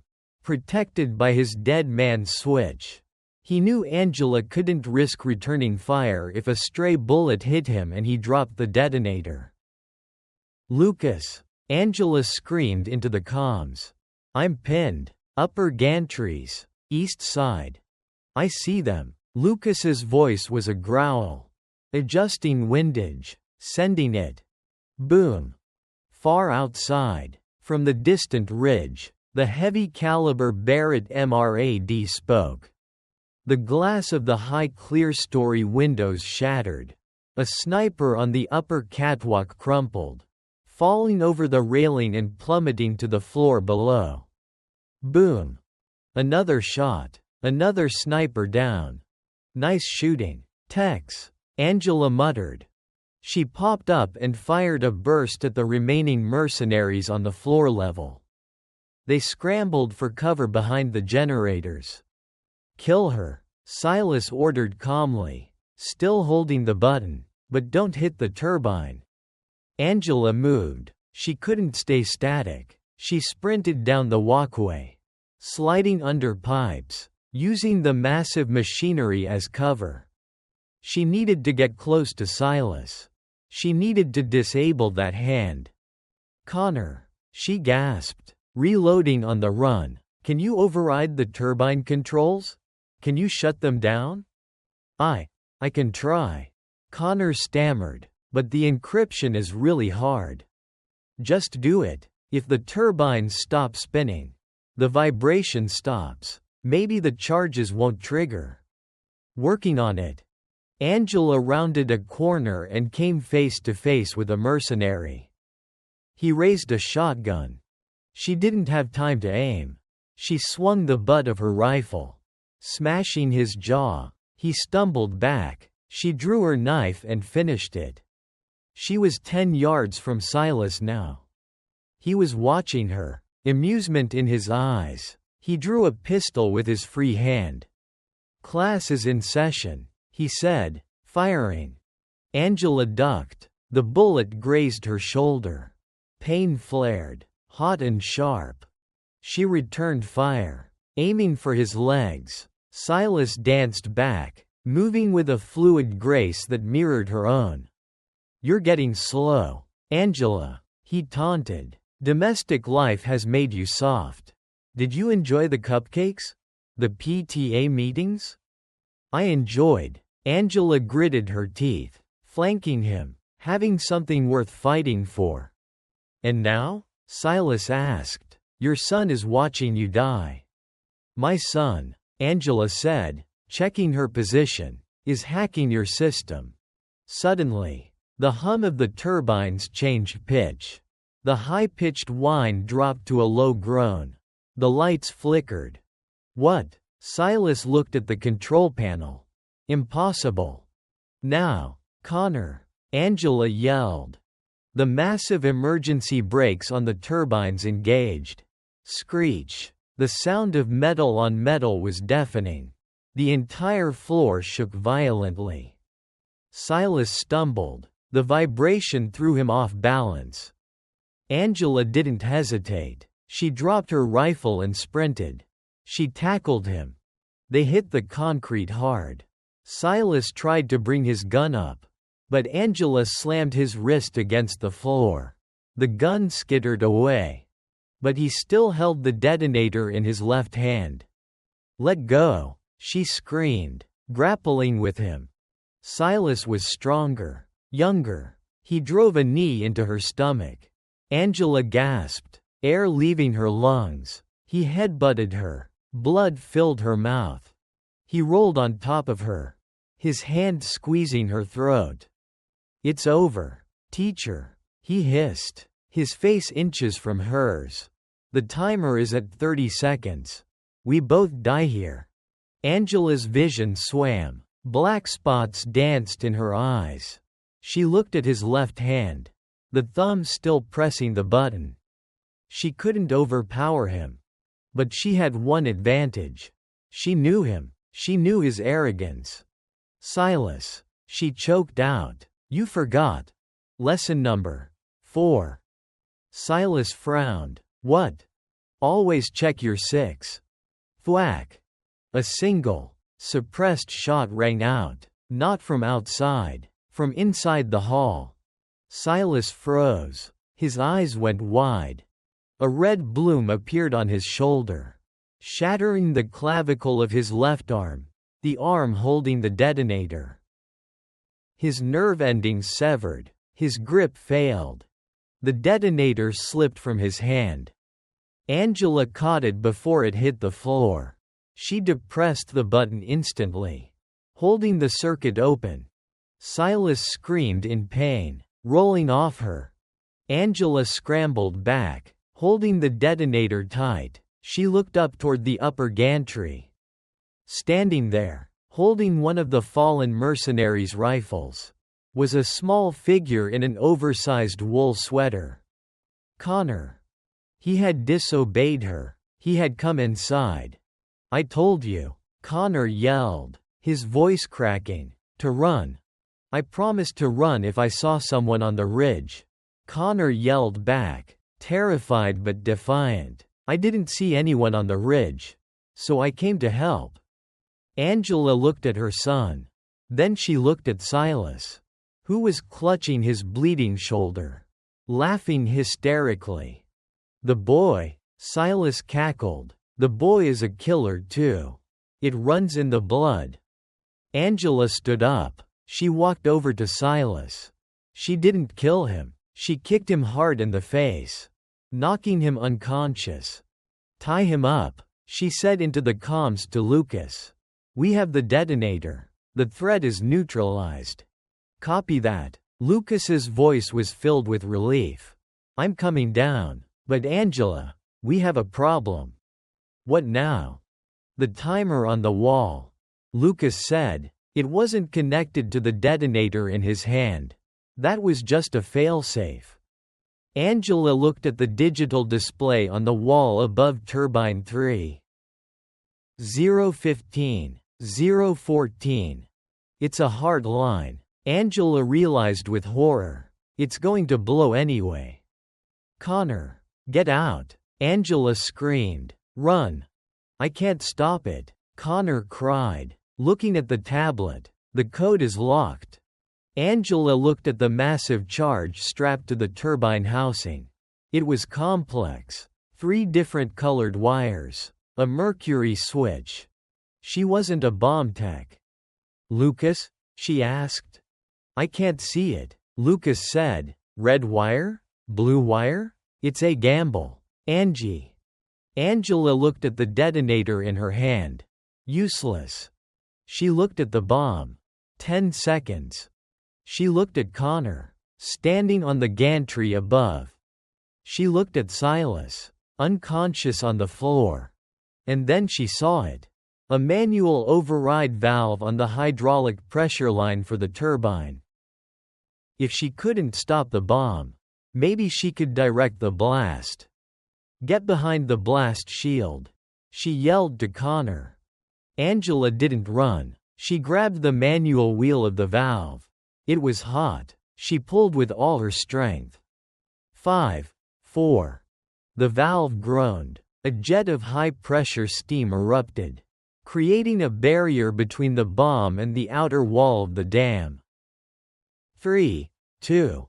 She dove behind the generator casing. 1. The world turned white. White, then gray, then red. Angela's world returned in fragments of sensation. The ringing in her ears was a physical barrier, blocking out the roar of the dam. The taste of copper filled her mouth. The smell was ozone, the distinct, sharp scent of vaporized metal. She pushed herself up. Her tactical vest was shredded on the left side. Her arm was burned, the skin angry and blistering where the steam had touched her. But she was alive.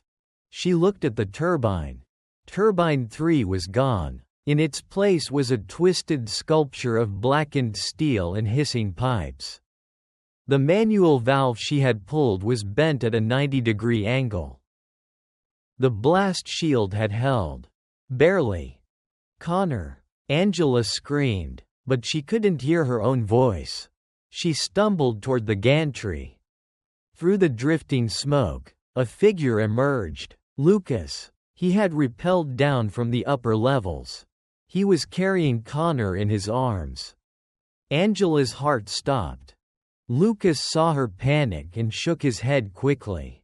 He set Connor down. The boy stood on his own legs, coughing, his face black with soot, but whole.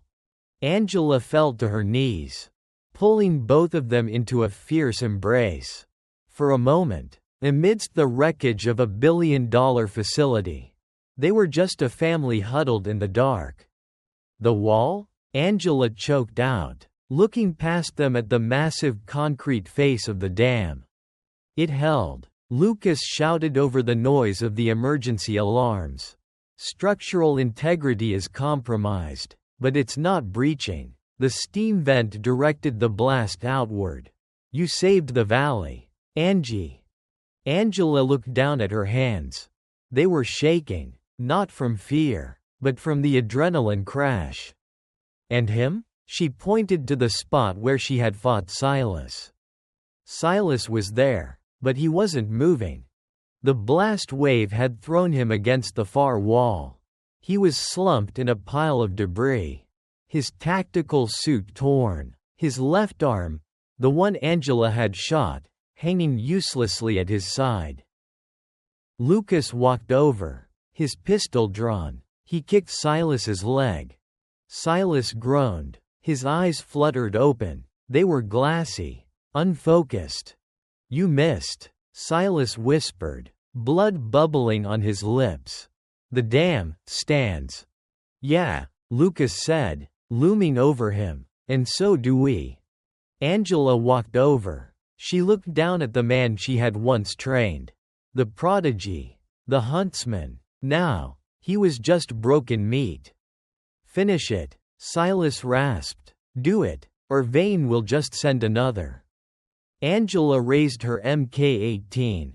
The barrel hovered over Silas's forehead. It would be easy. One trigger pull. Justice. Revenge. Connor was watching. He didn't look away. Angela lowered the gun. No, she said. Angie? Lucas looked at her, confused. He's a liability. He's evidence, Angela said. She reached down and ripped the encrypted comms unit from Silas's ear. She took his phone from his vest. If we kill him, he becomes a martyr for New Dawn. A soldier lost in action. If we leave him. She leaned down, her face inches from Silas's S. If we leave you alive. Silas, you have to explain to Julian Vane why you failed. You have to explain why a soccer mom and a 12-year-old boy beat his best asset. Fear, genuine and cold, flickered in Silas's eyes for the first time.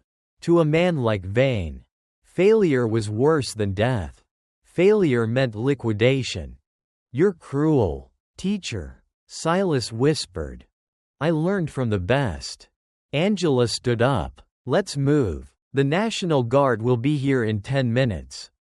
The escape was a blur of shadows and pain. They exited through the lower maintenance tunnels, emerging on the riverbank a mile downstream.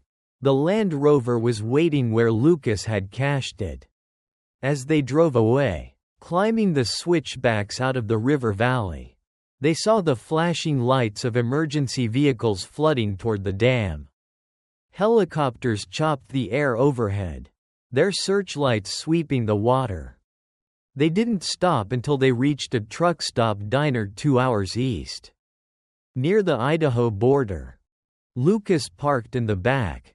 He went inside and bought antiseptic, bandages, 3 burner phones, and a greasy bag of burgers. Inside the car, Angela cleaned her burns. The pain was grounding. It kept her focused. Connor was in the backseat, eating a burger with one hand and tapping furiously on the tablet with the other. Look at this, Connor said, propping the tablet on the center console. It was a live news feed. CNN breaking news. The headline scrolled across the bottom. Attempted terror attack at Grand Coulee Dam thwarted. On the screen, a man in a pristine suit was standing at a podium. The Chiron identified him as Julian Vane, CEO of Vane Technologies. He looked concerned, grave. Patriotic. It is a tragic day. Vane was saying, his voice perfectly modulated. Eco-terrorists, radicalized by dangerous ideologies, attempted to destroy our critical infrastructure. Thanks to the brave private security contractors from New Dawn who were assisting local law enforcement, the threat was contained. Angela stared at the screen. Her blood ran cold. He's spinning it, Lucas growled, slamming his fist against the steering wheel. He's taking credit for stopping the bomb he planted. We believe, Vane continued, looking directly into the camera, that the leader of this cell is a rogue former agent named Angela Wright. She is armed, dangerous, and currently on the run with her son, whom she has kidnapped. A photo of Angela appeared on the screen. It was an old one, from her dental office website. Smiling. Normal. If you see this woman, Vane said, do not approach. Contact authorities immediately. Connor threw the burger wrapper down. He's lying. He's turning us into the bad guys. That's how he wins. Connor, Angela said softly. He controls the narrative. He has the money. He has the media. So we lose? Connor asked, tears of frustration welling in his eyes. We saved everyone, and we still lose? Angela looked at the burner phone Lucas had bought. She looked at the encrypted comms unit she had taken from Silas. Lucas, she said, can you patch Silas's comms unit into that phone? Lucas looked at the device. Whatever encryption key Silas had. It connects directly to Vane's private network. Yeah, I can bridge it. Do it. What are you going to do? I'm going to make a phone call. In a penthouse overlooking the glittering skyline of San Francisco, Julian Vane poured himself a glass of 50-year-old scotch. The TV was muted, replaying his press conference. He smiled. It had been close, too close, but the spin was working. The stock market had dipped. Panic had set in, and his short positions had made him $1 billion in the last hour. And now, he had a scapegoat. His private phone buzzed. He frowned. Only 5 people had this number. Silas was one of them. Report, Vane said, bringing the glass to his lips. Is the woman dead? There was a pause on the other end. Then, a voice he didn't expect. A woman's voice. Calm, clear, terrifying. Hello, Julian. Vane lowered his glass. The ice clinked against the crystal. Angela Wright, he said, you're persistent. I'll give you that.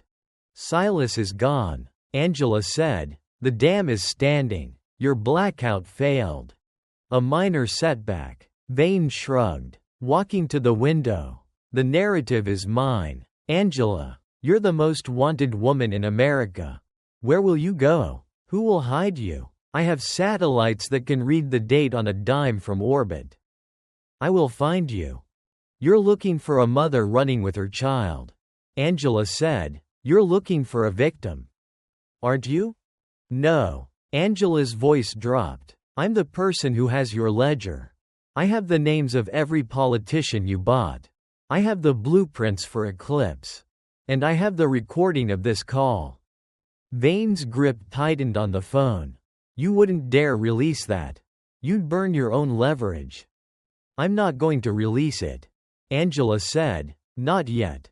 Then what do you want? Money? A plane? I can make you disappear.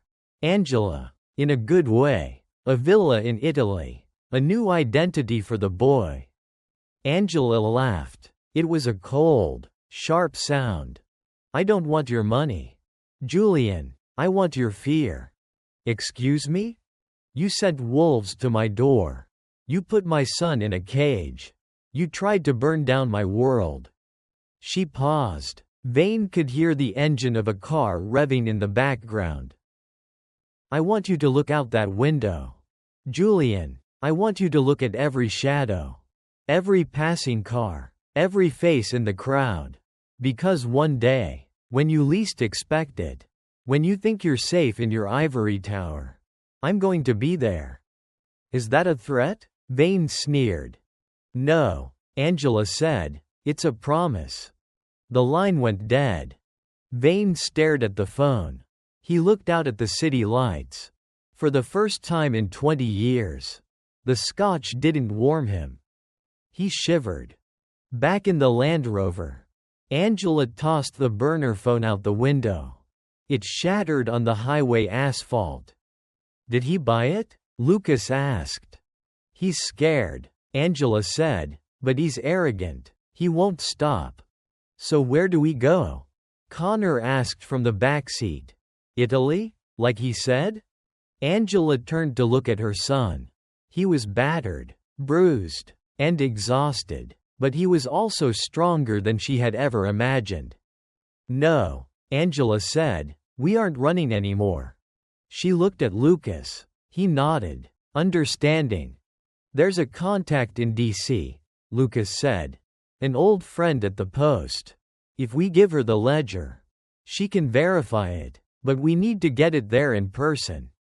Road trip. Angela smiled faintly. She reached back and ruffled Connor's hair. Get some sleep, kid. Training starts at 0600. Connor smiled. He pulled the wool blanket up to his chin. He looked out the window at the passing stars. Mom? Yeah? I don't want to go back to school. Angela laughed. It was a genuine laugh this time. Don't worry, Connor. I think you just graduated. The Land Rover sped east. Into the rising sun. They were no longer a family. They were a unit, and the hunt for Julian Vane had officially begun. 3 weeks later, Washington, D.C. was a city of monuments and secrets. The rain here was different from the Pacific Northwest. It was warmer, smelling of exhaust fumes and wet marble. Angela sat on a park bench facing the Lincoln Memorial. She wore a heavy beige trench coat, a scarf covering the lower half of her face, and oversized sunglasses. To a passerby, she was just another tourist dodging the drizzle. But under the coat, her hand rested on the grip of a compact Sig Sauer. Next to her sat a woman in a sharp business suit, eating a pretzel. This was Elena Vance, an investigative journalist for The Washington Post, known for breaking stories that made senators resign. You look tired, Angie, Elena said without turning her head. Being dead doesn't suit you. Being alive is exhausting, Angela replied, her voice raspy. Do you have it? Elena slid a thick manila envelope across the wet bench. Passports. New identities. Clean. The routing numbers for the offshore accounts you asked for. It's all there. Angela took the envelope and slipped it into her pocket. Then she reached into her bag and pulled out a silver hard drive. It was small, unassuming. It looked like something you'd use to store family photos. This is the ledger, Angela said. Julian Vane's entire operation. Project New Dawn. The bribe list for the Senate Armed Services Committee. The schematics for the dam sabotage. The names of the boys he kidnapped and turned into soldiers. Elena took the drive. Her hands trembled slightly. She knew the weight of what she was holding. It wasn't just a story, it was a weapon that would decapitate the military-industrial complex. You know, once I publish this, Elena whispered, Vane will burn the world down trying to find the leak. Let him try, Angela said. By the time this hits the front page, we'll be gone. Where will you go? Angela stood up. She looked at the massive statue of Lincoln, the great emancipator. Somewhere warm. Angela smiled behind her scarf. Somewhere the reception is terrible. She began to walk away. Angie, Elena called out. Angela paused. "The boy," Elena said. "Connor, is he okay?" Angela looked toward the tree line where a dark sedan was waiting, engine idling. In the backseat, she could see the silhouette of a boy reading a map, and a man cleaning his glasses in the driver's seat. "He's not the boy who left Seattle," Angela said softly, "but he's alive, and he's free." She turned and disappeared into the crowd of tourists. The fall of Rome. Julian Vane stood in his office on the top floor of the Vane Technologies Tower in Arlington. The view was spectacular: the Potomac River, the Pentagon, the seat of power. He checked his reflection in the window. Perfect suit, perfect hair, the face of American innovation. The intercom buzzed. "Sir." His assistant's voice was shaky. "The FBI is in the lobby. And there are news vans. Dozens of them." Vane frowned. "What? Tell security to remove them. I have a lunch with the Secretary of Defense." "Sir, the secretary just cancelled. And you need to turn on the TV." Vane grabbed the remote. He clicked on the wall-mounted screen. Every channel was the same. Breaking news. The Vane papers. Leaked documents revealed domestic terror plot: billionaire CEO implicated in child soldier ring.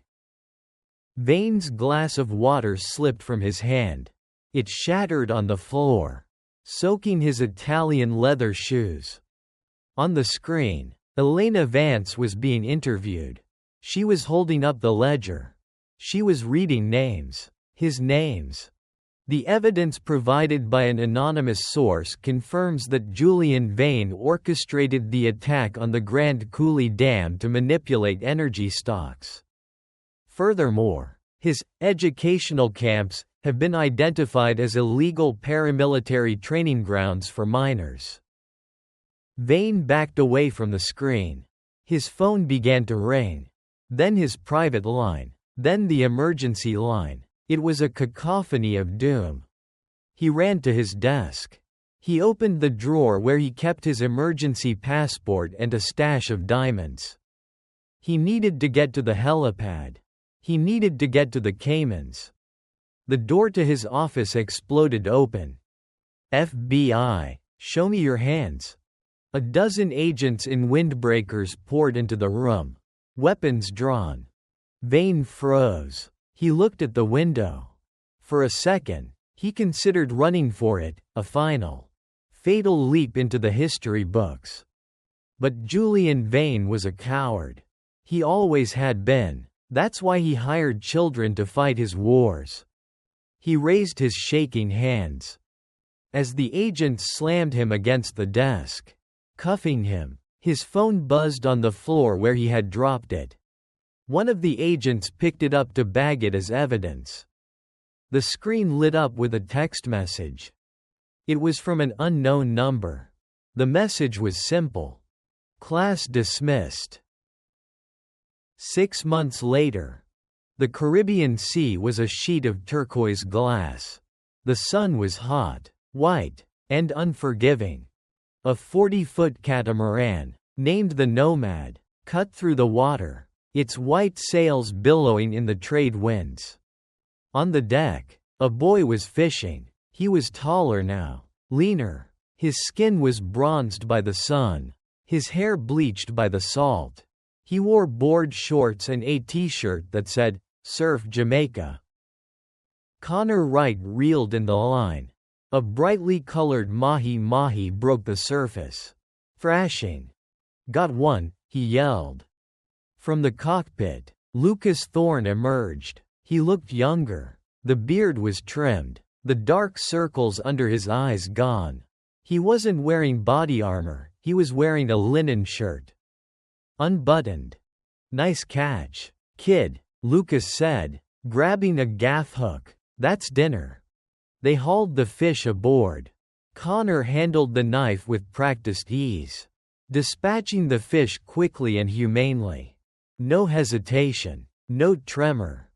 Angela came up from the cabin below. She was wearing a sundress and a wide-brimmed hat. She held a tray of lemonade. She looked at her son and her husband. They were laughing, arguing about who was going to clean the fish. It was a perfect picture. A normal family on a holiday. But Angela knew better. She walked to the navigation station. She checked the radar. Clear. She checked the solar-powered satellite uplink. Encrypted. She opened a hidden compartment under the chart table. Inside, wrapped in oilcloth, were 3 Glock 19s and fresh magazines. She touched the cold steel for a second, then closed the compartment. "Mom," Connor called out. "Dad says he's going to make fish tacos. But he burns the tortillas every time. You have to save us." Angela laughed. She walked out onto the deck, the wind catching her hair. "I'm coming," she said. She sat next to Connor, putting her arm around his shoulders. He leaned into her. "Do you think they're still looking for us?" Connor asked quietly, watching the horizon. "The FBI stopped looking a month ago," Lucas said, slicing a lime. "Vane is serving 3 consecutive life sentences. New Dawn is dismantled." "But there are others," Connor said. "Aren't there?" Angela looked at the vast, empty ocean. "There are always others, Connor," she said. "Bad men who think they can take what they want. Who think the world belongs to them." "What do we do if they find us?" Connor asked. He didn't sound scared. He sounded curious, prepared. Angela looked at Lucas. They shared a silent look, a conversation of 1,000 words passed in a single glance. "We are ready. If they find us," Angela said, kissing the top of her son's head. "Then we teach them the same lesson we taught Vane." "What's that?" Angela smiled. It was the smile of the wolf, hidden beneath the smile of the mother. "That this family," she said, looking straight into the sun, "is not prey." Connor grinned. He picked up the fishing rod again and cast the line far out into the deep blue water. The boat sailed on, a tiny white speck in a massive world, disappearing into the freedom of the horizon.